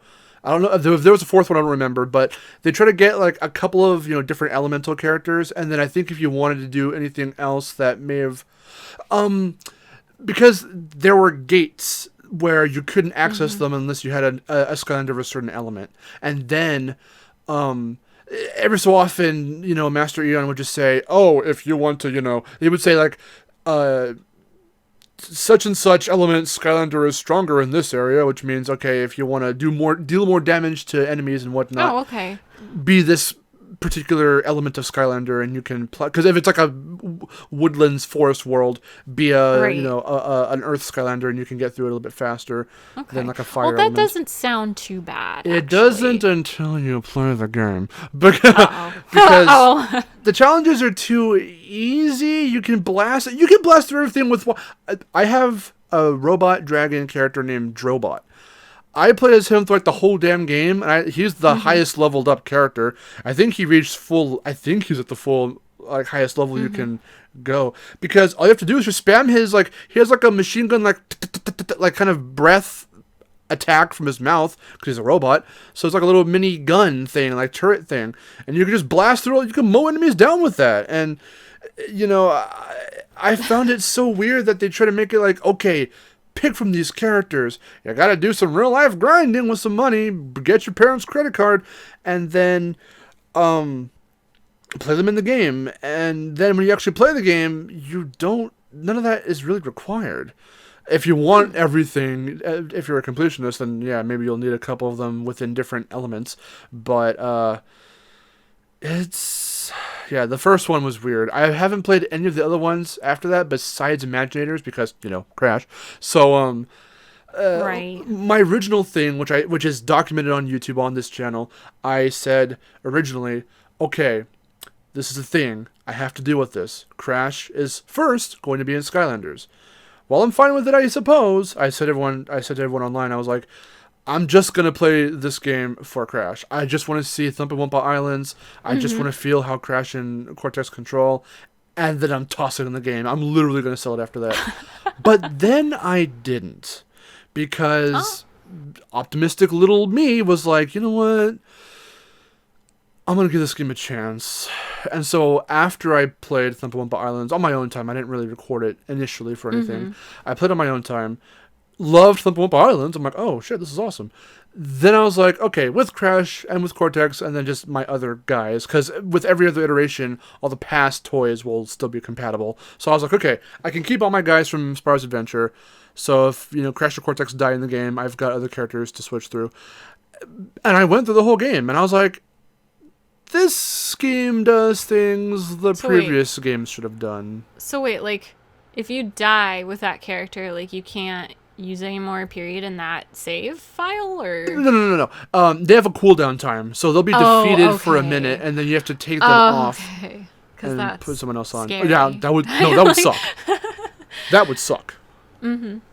But before getting back to like actual Crash stuff, let me just kind of finish this off real quick. We've been going on a lot of tangents, but it's totally fine. No, it's good.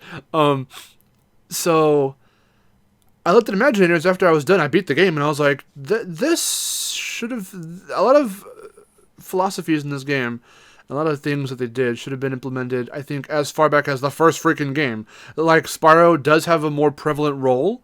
They do focus on a set little tiny group of Skylanders. Did his design change at all? They tweaked it. It still doesn't look very good, in my opinion, but it is better. It's better than Spyro's Adventure, though. If I had to, like, really, like, double down on, like, oh, what's the best Skylanders Aerospiral design? It's got to be Academy. Because that was just done by a completely different group, a different animation team from the games. It wasn't VV or Toys for Bob. Had nothing to do with the show. That was the show.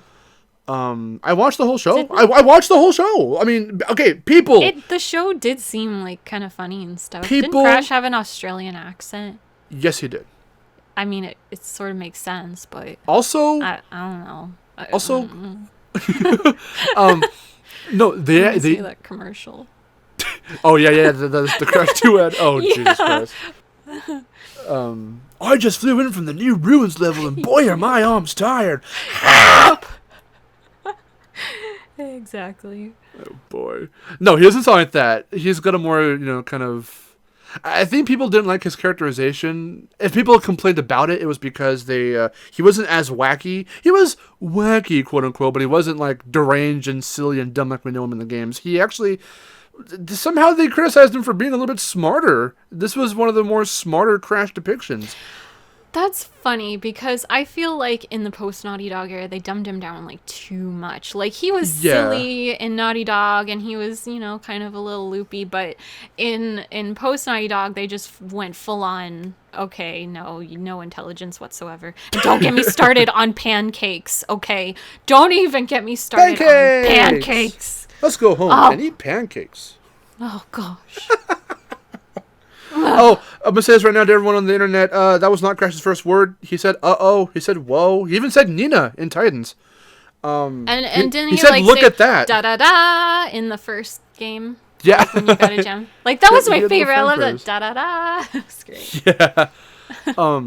He straight up says, "Look at that," when Cortex first invades Wumpa Island to capture Coco and Aku Aku. You can't tell me Pancakes. Pancakes was the first Was time you that said in a that word. same game? Yeah, that was Titans. Oh, wow. Um, Goodness. Pancakes was the only word he said straight up with no, like, what's the word I'm looking for?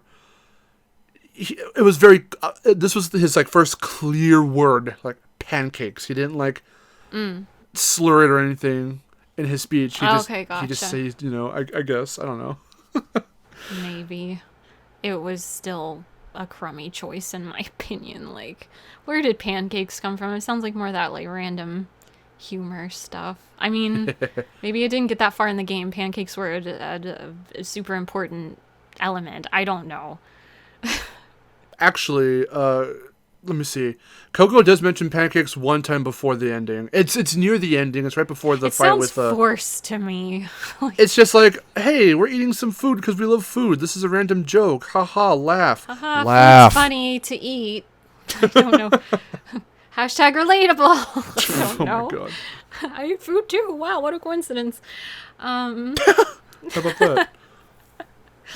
Saying hashtag just reminded me that there are selfies in Imaginators. There's selfies in Crash 4, apparently.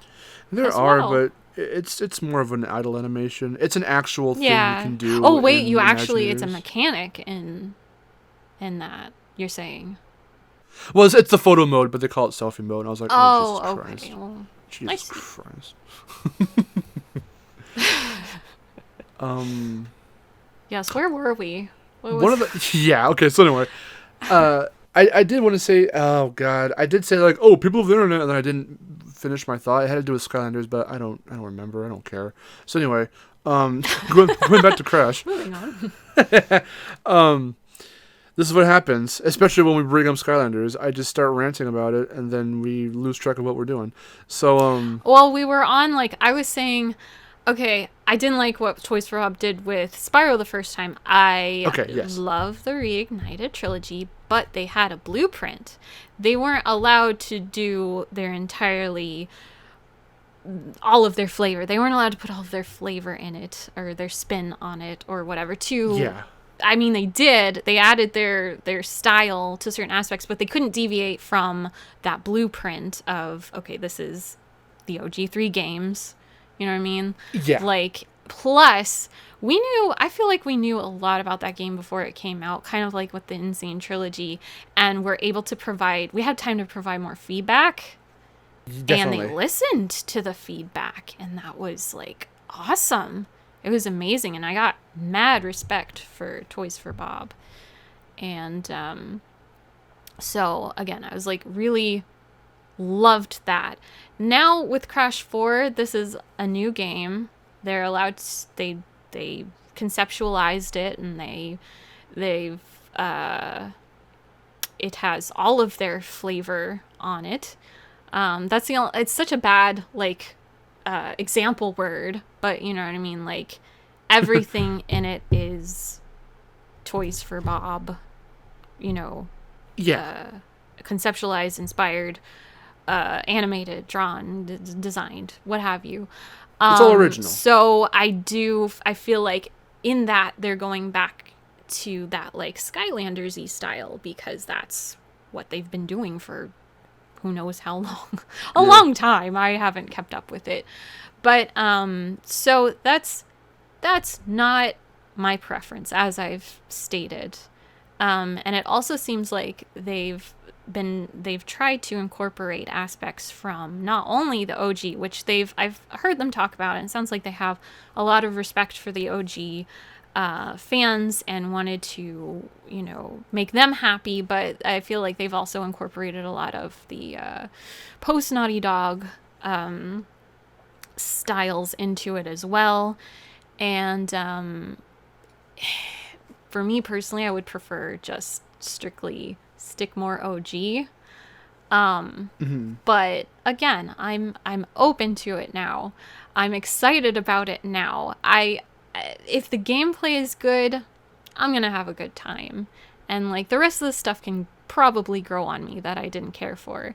The only thing I'm having still not crazy about, like, there are a lot of playable characters, and in my eyes, they don't need to be. Like, I'd be fine with just Crash and Coco.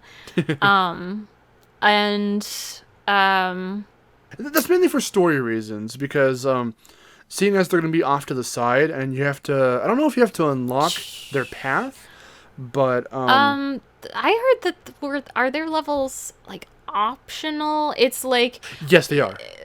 yeah, because they're affecting what's going on as you play through as Crash and Coco, like the blowing up of the pirate ship and whatnot. So you kind of get to see how that happens, right?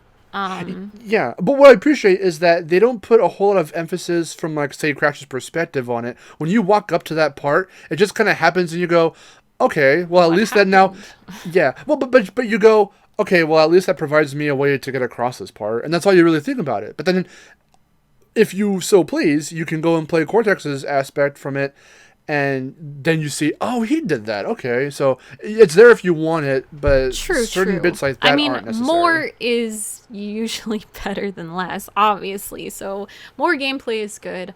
It just like Cortex, I get totally, because he, it's been done. Twinsanity, it's like a shout out to that. Tawna, I don't know. I guess they want like a strong female character in the game, like besides Coco. And she never really got that much character development, I suppose. Not so much in the. I mean, then again, she was a little bit more games. Recently, but she was basically just like a, hot little number in the first game, and that was her only purpose. She was the Jessica Rabbit for sure. Yeah, and then I feel like, okay, they included Dingo Dial because just about everybody loves Dingo Dial, but it's a big mash of a lot of different elements, and it's going to be interesting to see how they all fit together. And I would say curiosity is one of my main driving forces behind my excitement. Curiosity, and I'm pretty sure I'm gonna like the gameplay because it looks a little spicy, It looks looks challenging, and I really appreciate that in a game. I'm not good at games, very much not, but I do appreciate a challenge, and I will persevere, and I will try until I get it right. So okay, that's good. So very excited about the gameplay, especially. A lot of the designs have grown on me. Like, I like Tawna. We just got like a big Tawna reveal yesterday, didn't we? Yes, from the time of recording. It was that, and it was getting to see the cutscenes too. Like one uninterrupted cutscene, which was really cool. True. Because we had just seen like bits of them talking, but without context of what was going on. And we didn't get to hear them like speak. They would just show it as, Lou Studdert was talking over it. And the only other, cutscene we got was the joke of, poking fun at the other games at the end of the announcement. That trailer. Was cute. It was funny. That was cute. I liked that joke. And that's the only bit of cutscene we've ever seen until this one with Tawna, and it's really good. I like it a lot. There's no context. We don't know why they're captured at the beginning of it, so we have to figure out why that happens. And she's the one who comes in. I figured that would happen. I figured Tawna, and this might be it. I figured Tawna. This happens in certain like movies or whatever, when you see this character has been gone for so long, and then they become all hardened and badass, and then they capture the main character, and you go, who's this assailant? And then it ends up being like, oh, it's such and such, and then they have to re-meet with each other. And that's like what's happening here, kind of. Yeah. So I thought Tawna was the one that mainly captures them, and then goes, oh, it's you guys. And that might still happen, maybe, but possibly. I don't know. There's a lot left to the imagination of like how that scene starts, and then what happens once Tawna leaves, and they have to figure out, okay, well, I guess we have to do it, go it alone, and she'll just help occasionally. Right. Again, interesting to see that come together. But I actually, and it could be because I'm just still in that, like, my purist is what reacts first. Always that's the first reaction I have. Like, oh my gosh, different, hate it. But like, I didn't like, it seemed cheesy, and cheesy can be good. I'm a very cheesy person. But like, it's very Skylanders humor to me, and I feel like I'm like spewing all the Skylanders hate. I'm glad they enjoy it, but I'm just like, I don't want it in Skylanders can be Skylanders, Crash can be Crash. And but again, it's not fair for me to look at a few things and go like, oh, okay, this is to this, or this is to that, or they didn't do this, because I don't know. And I'm really excited to find out. And to hear Toys for Bob in the interviews talking about this, they always sound passionate, and I love that about them. They always sound passionate, and I do respect them very, very much. Doesn't mean I always like their style or anything, but as a developer, I do very much like them. And I was going to say something else entirely about something, but I completely lost my train of thought. I wanted to mention something about Toys for Bob too, in that, I never hated them for Skylanders. I always just questioned, it was always very questionable to me, like, guys, what was your angle with trying to handle all of this? Because they're the ones that initially created Skylanders, even though they would bounce it back with Vicarious Visions on certain games. Like, Vivi did Imaginators, that wasn't Toys for Bob. But, right. See, a lot of people were like, oh no, they're doing, Toys for Bob's doing Reignited? Oh, it's gonna suck and I was one of those people. I was like, oh my gosh, I don't know. I could have easily fallen into that boat too if I wasn't like, so I guess I'm just that impressionable. And that could be both a good and bad thing, but I think for me it's a very weird thing, because you would expect me to go off the rails like that, but I was like, oh my god, this looks friggin' cool. Like, the Toys for Bob's doing this? And I was just hoping, like, that, because seeing how Insane kept the pacing and the humor of the, Naughty Dog era Crash, while still making it Vivi's humor, like, oh, Crash never ran into the door when trying to run inside the house after Uka Uka is free in Crash 3, but he does it here. That's wacky. But it doesn't feel out of place. That's something Crash would do. It's funny. So I was hoping likewise, like how you're saying with being able to easily recognize Toys for Bob's style, whether it's the humor or the art style. I was thinking with Reignited, I was like, I just hope that we don't get that very Skylanders-y, weird, just humor that is very hit and miss. It's not always on the beat in this game, because some characters that were never voiced in the original get voiced and Reignited, and I'm thinking of the balloonist, mainly Marco, the first one. Most of them have a very nasally voice. Marco, the first balloonist in Artisans, is straight up the character Blobbers from from Spyro's Adventure, and I immediately recognized it, and I went, oh my god. And no, but in a funny way, I was laughing about it, because I was like, oh, I hated that character, and the fact that hi, how's it go? Hi Spyro, do the thing. I can't do the voice right now, but like it's a very like nasally nerdy voice, like it's kind of, and I was like, oh dear god. Oh no. Skylanders, it's here. Yeah, that was something that didn't even, like, I noticed it initially, and I was like, it's so quick, I don't even, didn't even faze me. I loved Spyro's design from the get-go. They did a great job with that, and I think that's, like, they probably felt a lot of pressure there because, what happened with their redesign before. It's not the most popular one, don't you know? So, but yeah, I was like, again, that's why when I see the footage, I need to take a minute. I need to take a step back, because I'm just like hating all over it. It's different. And I don't want to react to something like that with just pure emotion like that, because I can't trust that. It's not logical, and it's not fair.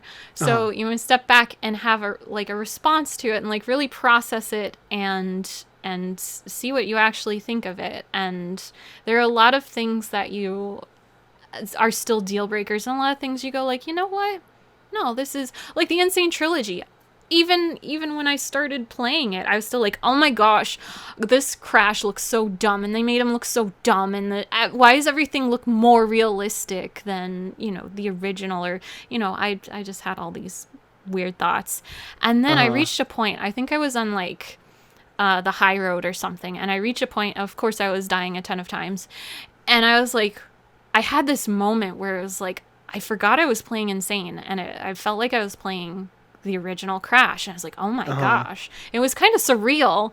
I was like, oh my, I love this. And I love the Insane Trilogy.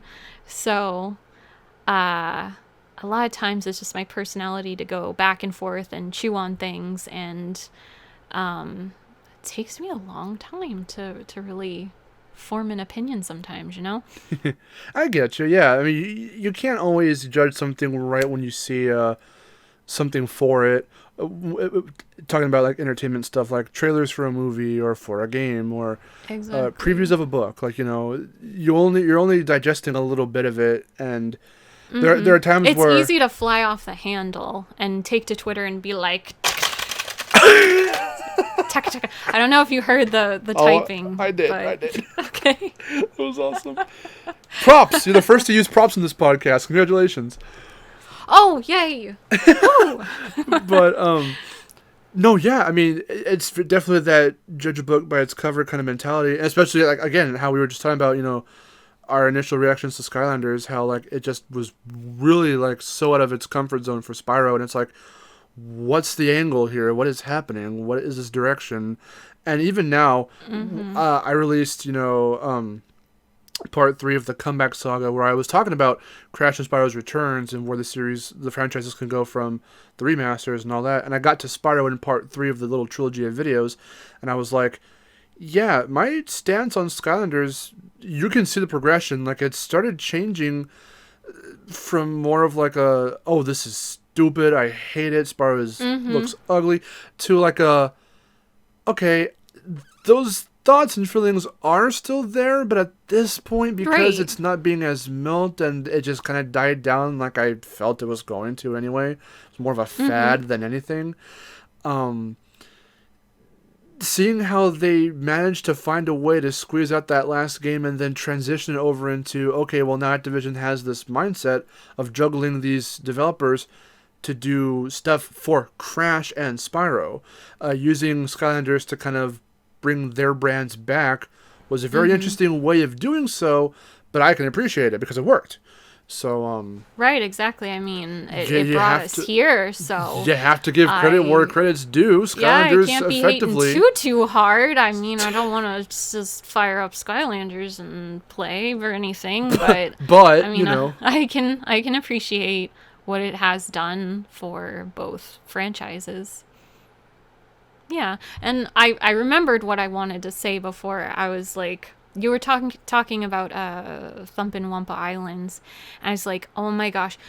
When I saw Engine's like boss fight or whatever, I was like, oh, that looks so much like Thumpin' Wumpa Islands to me. Like, the whole rhythm mechanic and the, like, oh, it just, and that was a negative for me. I was like, oh, no, please, no, don't just rip something straight out of there. But I don't think they will.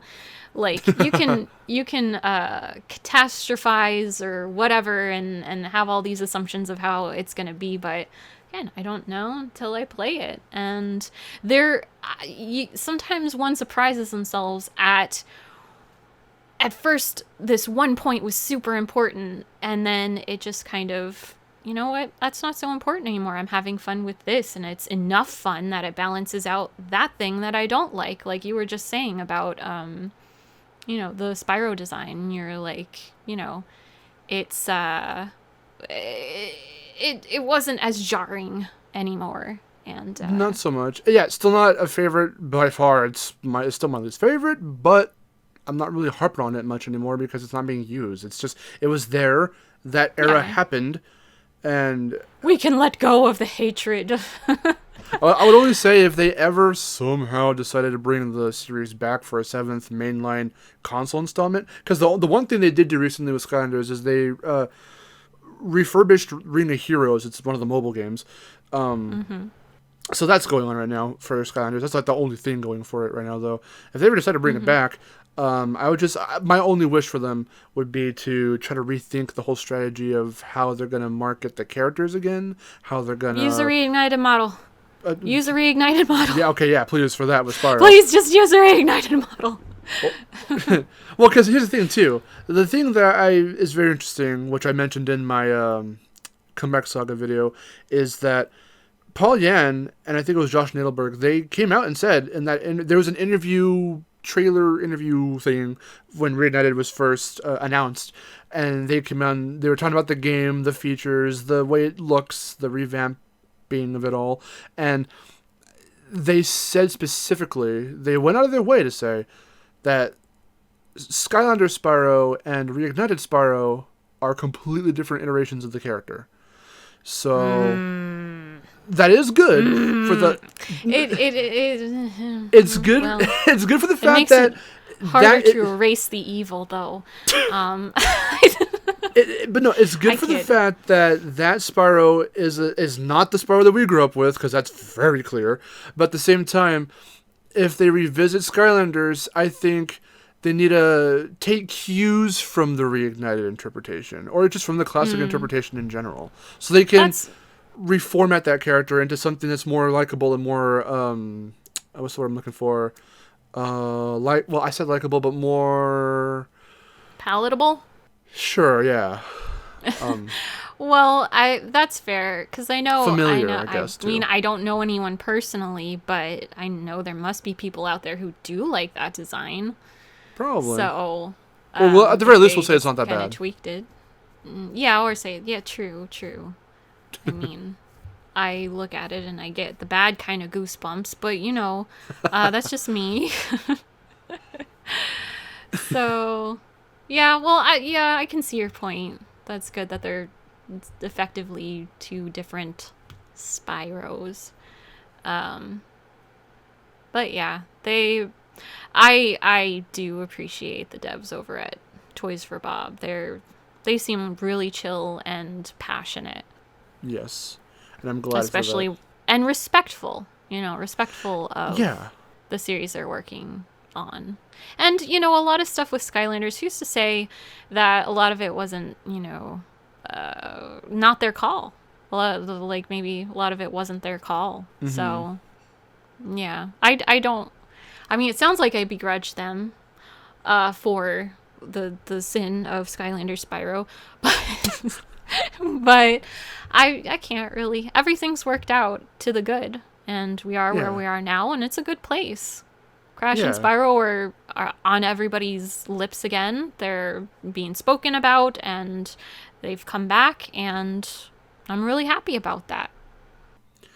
What I think, too, that also is showing and telling of Toys for Bob as a company with how they approached, how, like you were saying, how much ever of the influence of what the money aspect of it with the toys and everything, how much of that was their idea, or if that was the thing Activision told them to make a game around and they just went for what they went for. Exactly. I'm sure they were given guidelines and stuff. They might have had a completely different vision. Probably. Well, in terms of how there was Spyro's Kingdom, if you know about that. That was a whole Not much. That was a whole other project. It was supposed to be some RPG. Now, it was also... Ooh. But it was also going to be something vastly different. Spyro was going to be some kind of adult dragon that gave you quests to go on. It was a completely different game, and it was going to be some kind of weird like MMO kind of thing. It was some crazy stuff, and then it just devolved into, it turned into Skylanders, some odd years later in development. But the thing about playing Skylanders, especially the first one, which was from Toys for Bob, and then seeing out what they're doing with Crash 4, there is a philosophy, like a gaming philosophy. There is this style, there is this stance, there is this, principle they're following for Crash 4, which I don't think they thought to put in place for something that was going to be, Spyro centered for Skylanders. They just kind of said, make a game and Spyro's in it. But with Crash 4, they went, no, we're building off the bones of Insane and off the classic games, just, to boot. It's coming directly off of, Crash 3, whereas Wrath of Cortex didn't give us the answer to how the hell did Cortex and Entropy come back from that dimension and from being babies. We're going to see that in this game. We're going to see this is the alternate timeline where we see that happen, and their actions directly, cause what we have to go through in the game. But in terms of the philosophy, like I was saying, Toys for Bob said, okay, we're taking what people loved about the classic games, but we're going to build on it. So you've got stuff, from the older games, like the rail grinding is from, Twinsanity. The rope swinging is from Titans of Mind of a Mutant. The wall running is actually the wall running. The way they portray it in Crash 4 is completely original to the Crash series. But I think I can compare it, for what it's worth, to the way you can shimmy around ledges in Titans of Mind of a Mutant, because he has a very wall runny shimmy kind of animation. It's very fluid and quite quick. Right. So you can consider it wall running, sort of. Right. It's something that just, never mind. I'm not going to mention that. It's completely off topic. Yes, that's... I can see where you think that. I did... Again, I wasn't, all about Crash of the Titans or anything, but I know what you're talking about. And I can agree for sure on that point.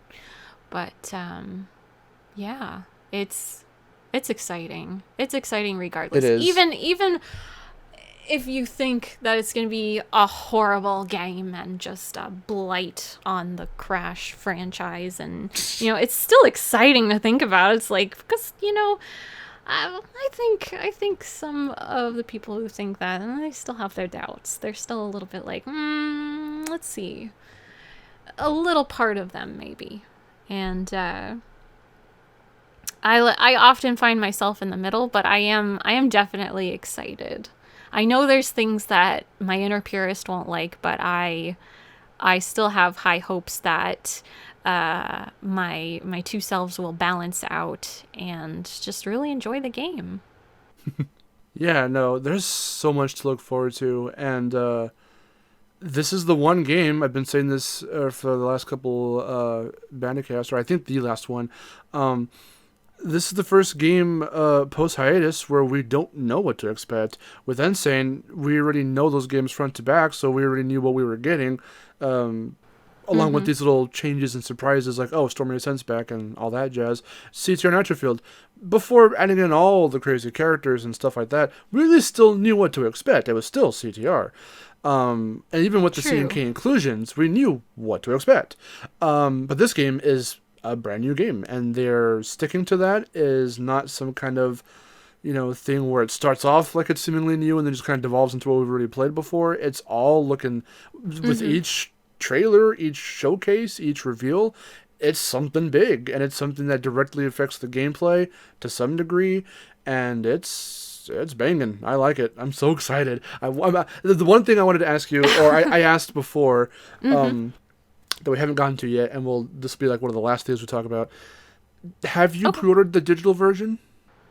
Oh, yes, that was, gotcha. Yes, that was the last part of the question. Yeah, sorry, we finally got to it. I am torn. I am so torn because I think I want the physical version. When it comes to Crash games, I normally want to have it physically. But I did get Nitro Fueled digitally. So, this brings us to another point entirely, because I personally think it stinks that you have to have already pre-ordered the game to have access to the demo, because it's kind of counterproductive. You've already made the purchase, and I feel like demos are supposed to help you in your decision of whether or not to buy a game, not I bought the game, so now I can play a little bit of it necessarily. I get you. Oh, definitely, yeah. Yeah, so as much as I want to play the demo, and I originally wanted the physical copy, so I'm still torn. I haven't pre-ordered yet. I'm trying to make that decision. Do you have any thoughts on, like, maybe you'll sway me one direction or the other? What do you think? I can try. At the same time, I don't believe I'm necessarily the right person to ask because I tend to go above and beyond. I've bought Insane and Reignited 3 times. What I did was... you're not the first person that I've heard buys it like 3 times. No, normally I don't do this for games, but it's Crash and Spyro, so I feel obligated. I know, right? They get the free pass. It's like, just take my money. Because I wanted the digital version so I can play it a little bit early, in terms of, day 0, whatever as I call it. I wanted my physical copy because I have to have my physical copy. I have all the Crash games from... I even still have... Now, it doesn't work because it's so old and scratched up, but I still have... I'm looking at it right now. I've put it on my wall. The first copy, the original Crash 1 copy I had as a kid, that got me into gaming and got me into Crash and did everything for me in my life in terms of, games and stuff. I got that. I still have mine too. The case is all beat up, but I have the disc. I have them both, even though the case is beat up. I don't have the case of the original case. I have a new copy that I play now whenever I want to return to the old games, but I've had to replace a couple of the older ones every so often throughout the years, but I now have a definitive, I've got a copy of Crash 1 that works. It's in disc. It's in the case. I got Crash 2, Crash 3. Actually, my Crash 2 and Crash 3 cases have the holographic cover. So if you... Me too! Awesome! I have those too. I don't know where the second one is, but the third one's around here somewhere. I'm sure I have it. I never throw anything out, hardly. Well, I've been trying to get better about it lately, but anyway, that I wouldn't throw that out. Do you know if they made one for the first game? I don't know if they made one for the first game. No, I've never seen it ever. But I got the greatest hits version of the first game, so that definitely wouldn't have had it, methinks. But yeah, those were awesome. I loved that. And let's see. Yeah, no, I have every physical, copy of all the games. So I needed that for Insane and Nitro Fueled, and I did it for I pre-ordered it through Amazon for Crash 4, and. I got them, so I got them digitally as well. So that's all PS4 stuff. And then I got Insane and Reignited, and I think Nitro Fueled on Switch, in case I want to play them out and about. Nice. Well, even though I don't have much at all unlocked on the Switch version of Nitro Fueled, so that's a lot of unlockables. That's true, but it gives you something to do. As intended, that's true. It's a lot to do. It'll keep you busy. So okay, trying to sway you. If you just want buy both. No, I'm not gonna say that. Remember, this is still a full price game. It's $60. Exactly. I'm like, don't know if that's gonna sway me. If you feel the need to want to get your fix early, so you can make that kind of, well. See, this is the thing. Well, see, okay. Like you were saying. If I get the physical, which maybe I still have some little doubts creeping around in my mind as to whether or not I'll really love the game. And if you get physical, you could always sell it or give it away. Digital, you stuck. That's yours forever. Yeah, you can just delete it off the console, but then you can delete it off the console. The yeah, you can delete it off the console. Yeah. You can re-download whatever you want, but that money is just gone. Exactly. But then again, you get the demo with it. But if I get the demo and I end up hating it or something, I still have it, and I'm like, I have all that time to go not be excited about it anymore. So then I think. I didn't know. I think then the way it sounds for your specific case, I would say get the physical copy. Physical, yeah, but then again, I'm pretty sure I like it. I like the gameplay. Gameplay looks good.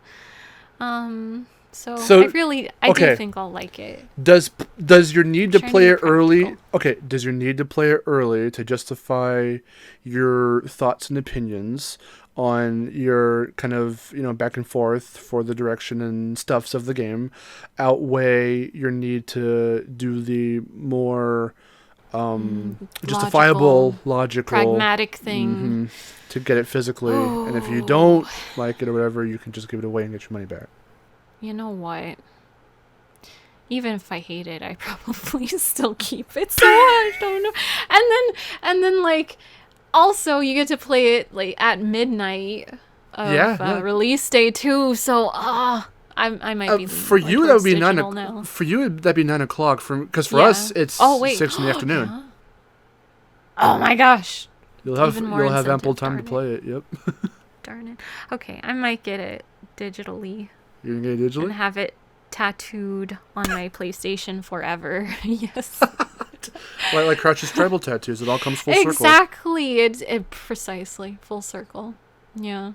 So that's what I think. In this 5 minutes, talk to me in the next 5 minutes. Maybe it'll be like physical all the way. I don't know. I'll flip a coin. After we stop recording for the podcast. Exactly. Yeah. I'm just such a decisive person, you know. Sarcasm. like we hit the button to stop and you just go, like, I don't even say anything, you just go, you know. I'm thinking about it. Yeah, I'm thinking again. Yep, that's pretty much life for me. It's like, I make this decision. Well, actually, maybe not. Yeah. So I'll just struggle some more. It's okay.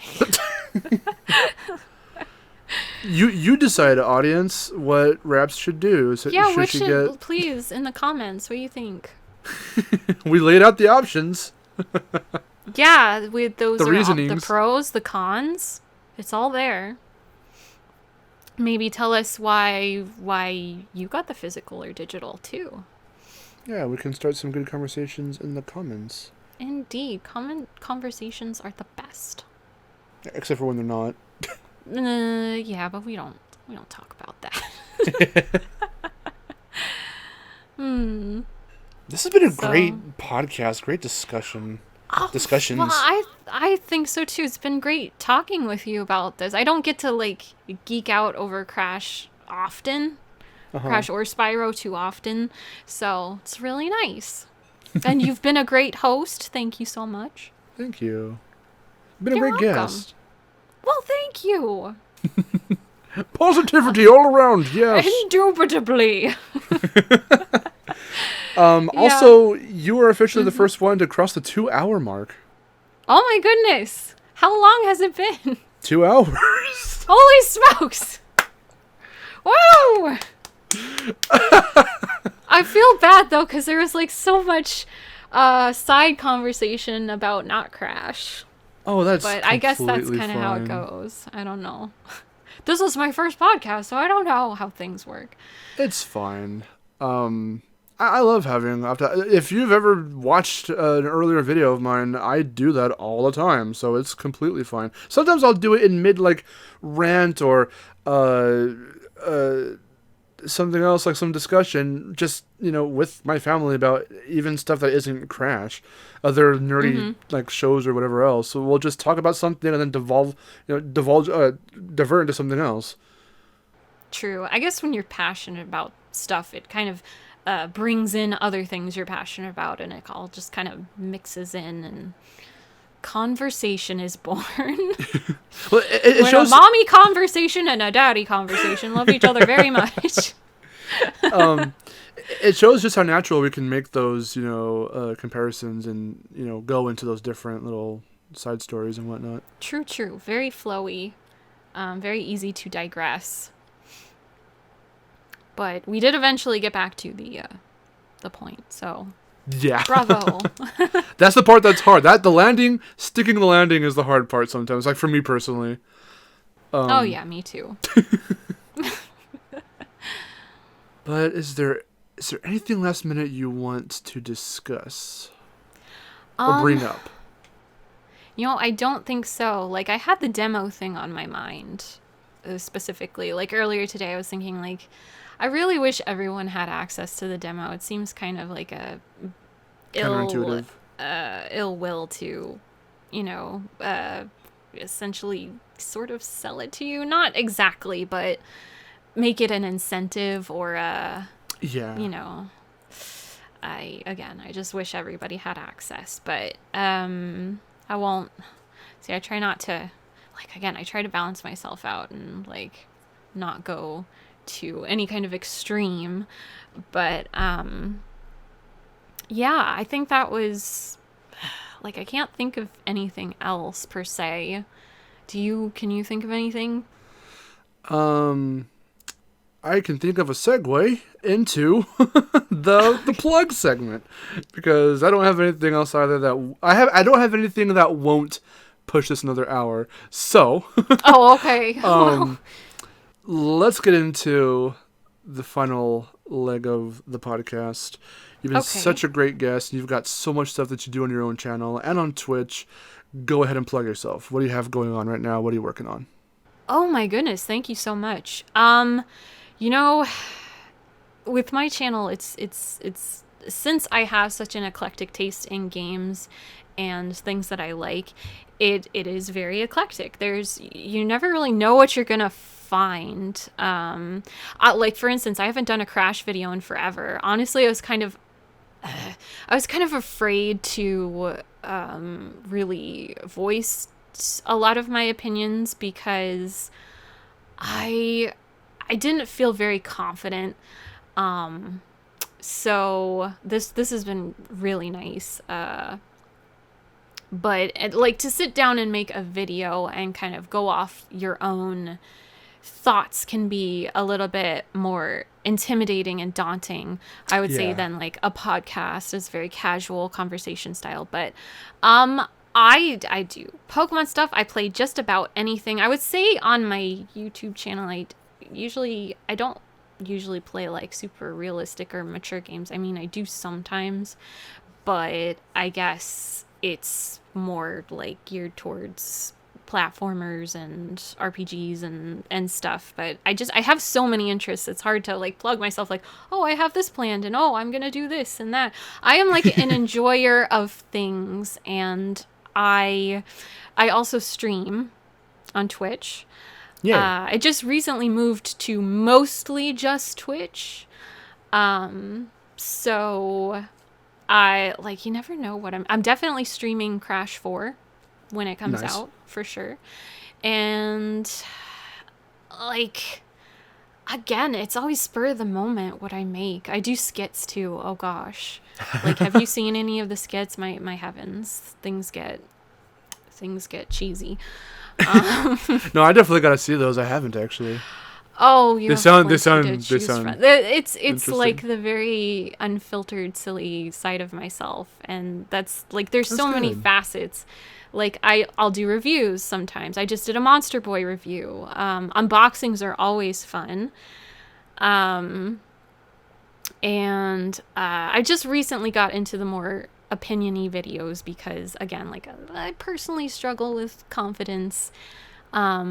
But I've been trying to move past that and just let it be. Just do whatever, wherever the wind takes me, essentially.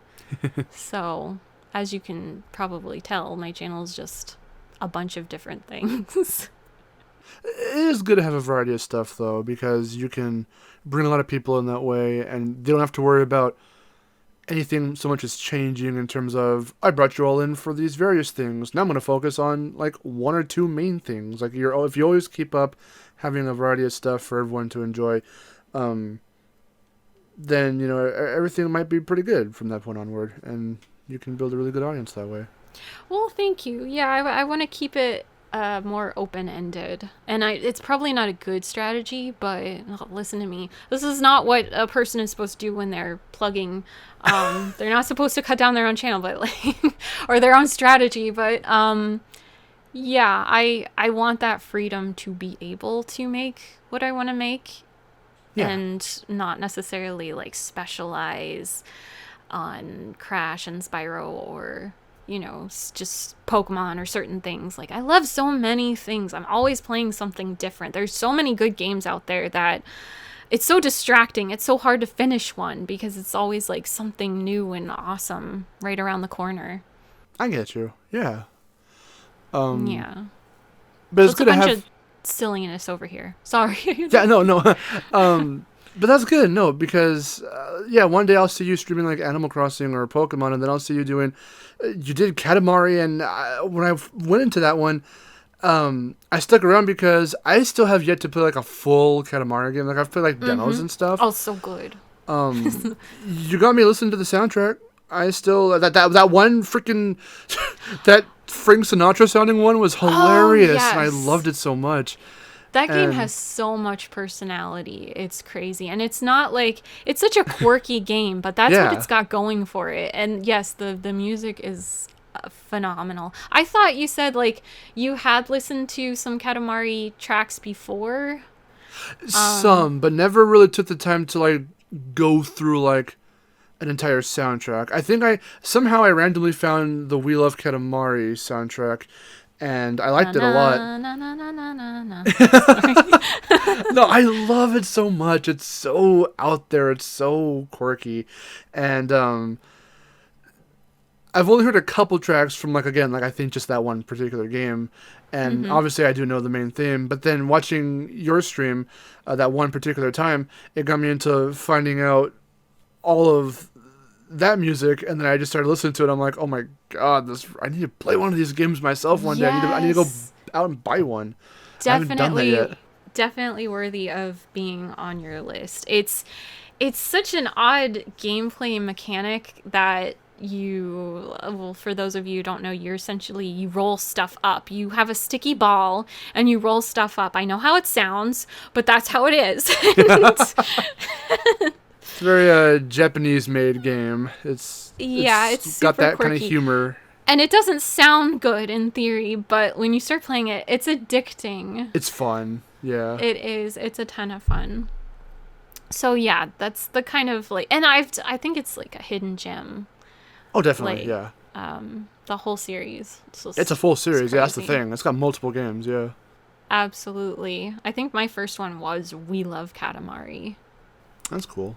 I think like the first one, maybe the first one on the PS2 was Katamari Damacy. I'm not sure which came first though.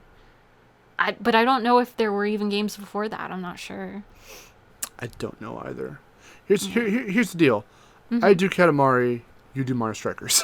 Okay, we'll trade. That'll be good.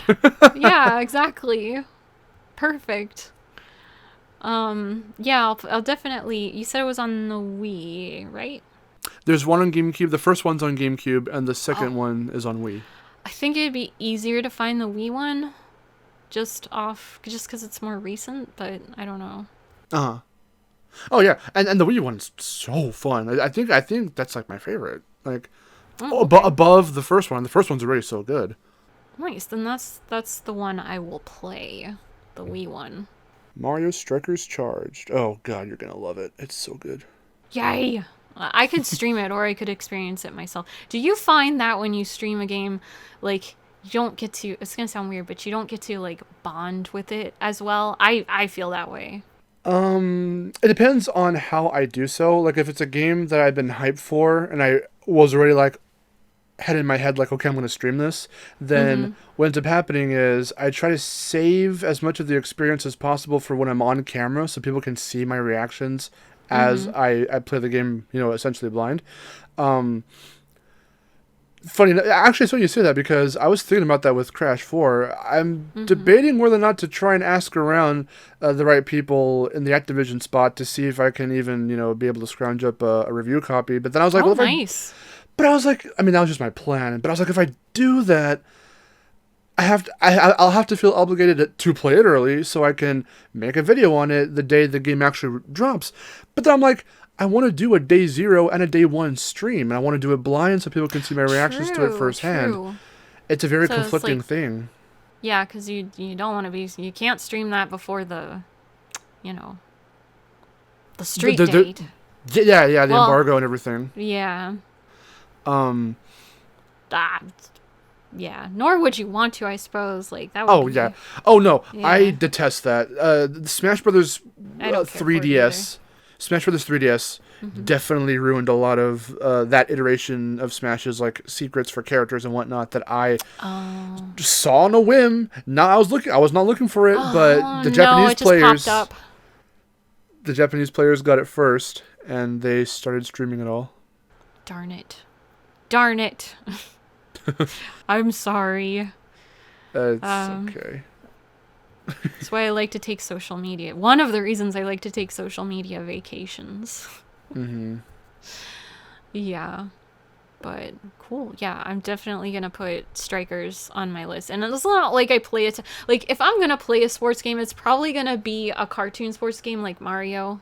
Yeah. Because I like to actually, like in real life, I would prefer to play sports than watch sports. And then playing sports like in a game, it's kind of the same way for me.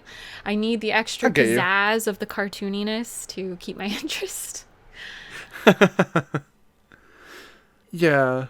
Yeah, for me, I think the most realistic, I've ever gone with a sports title that wasn't like Mario or anything wacky and cartoony was, I think, like NFL Street. Because one of my friends, like my neighborhood, like childhood friends, had it a long time ago and kind of got me into it.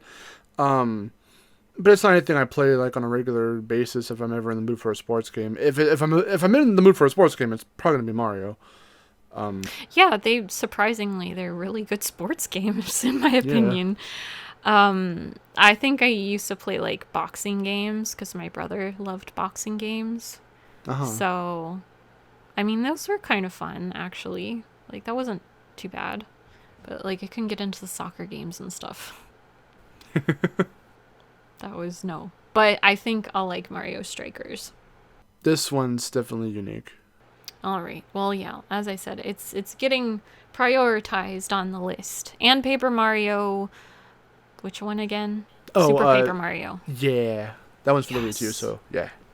Okay. Hopefully I can find a copy or two on the internets. But the interweb. Yes, indeed. But yeah. Oh, so good. So many good discussions and conversations. Oh, I thought you were going to say games, and now I just sound like I complimented myself. Yeah, I know, right? I'm like, those absolutely games, good comment. Oh, no. Podcast what? Oh, wait, we're still going? I was looking for the day that we would surpass Abdul's, and we have done that and then some. Whoa! Yeah, I noticed that one was like an hour and 40-ish minutes. It was like 58 minutes. Hour and 58. Oh, that was close. I can't believe we beat the record. But are we like, I don't know. Does it count with like, do we take off points for the digression, or were you guys more like crash only, or? Oh no, I don't remember. I think okay. We stayed on topic for a good chunk of the time from what I can remember. I don't think I want to trim this down though. I'll see what happens with this one. Okay. Because I can always release extra conversations we've had, like the sports stuff as like an off to the side episode. Maybe, but I don't know if I want to do that. I might just want to keep the whole thing. We'll see. Okay. I'm over here fingers crossed that one or both of my audio recordings took, because if they didn't, I'm going to just be heartbroken. Oh no. Like. Well, we better find out, so. Yeah, I'm going to just like take a quick peek. Oh no, it's still going. We're good. Yeah. Woo. All right. Thank you so much, RaPWNzel, for coming onto the Bandicast. You're so welcome. Thank you so much for inviting me. It's been a blast. No problem. Yeah, exactly. Yep. Jinx. I guess I have to also not just recommend Strikers, but now buy you some sort of beverage. Oh, like the Jinx and the Coke, and no, it's okay. It's totally cool.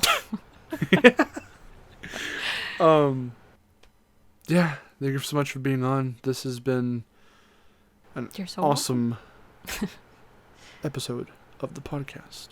Woo! And until next time, I'm Mark. And I'm RaPWNzel. And we will see you guys later. Thanks so much for listening, and we'll see you in the next episode. Take care. Bye.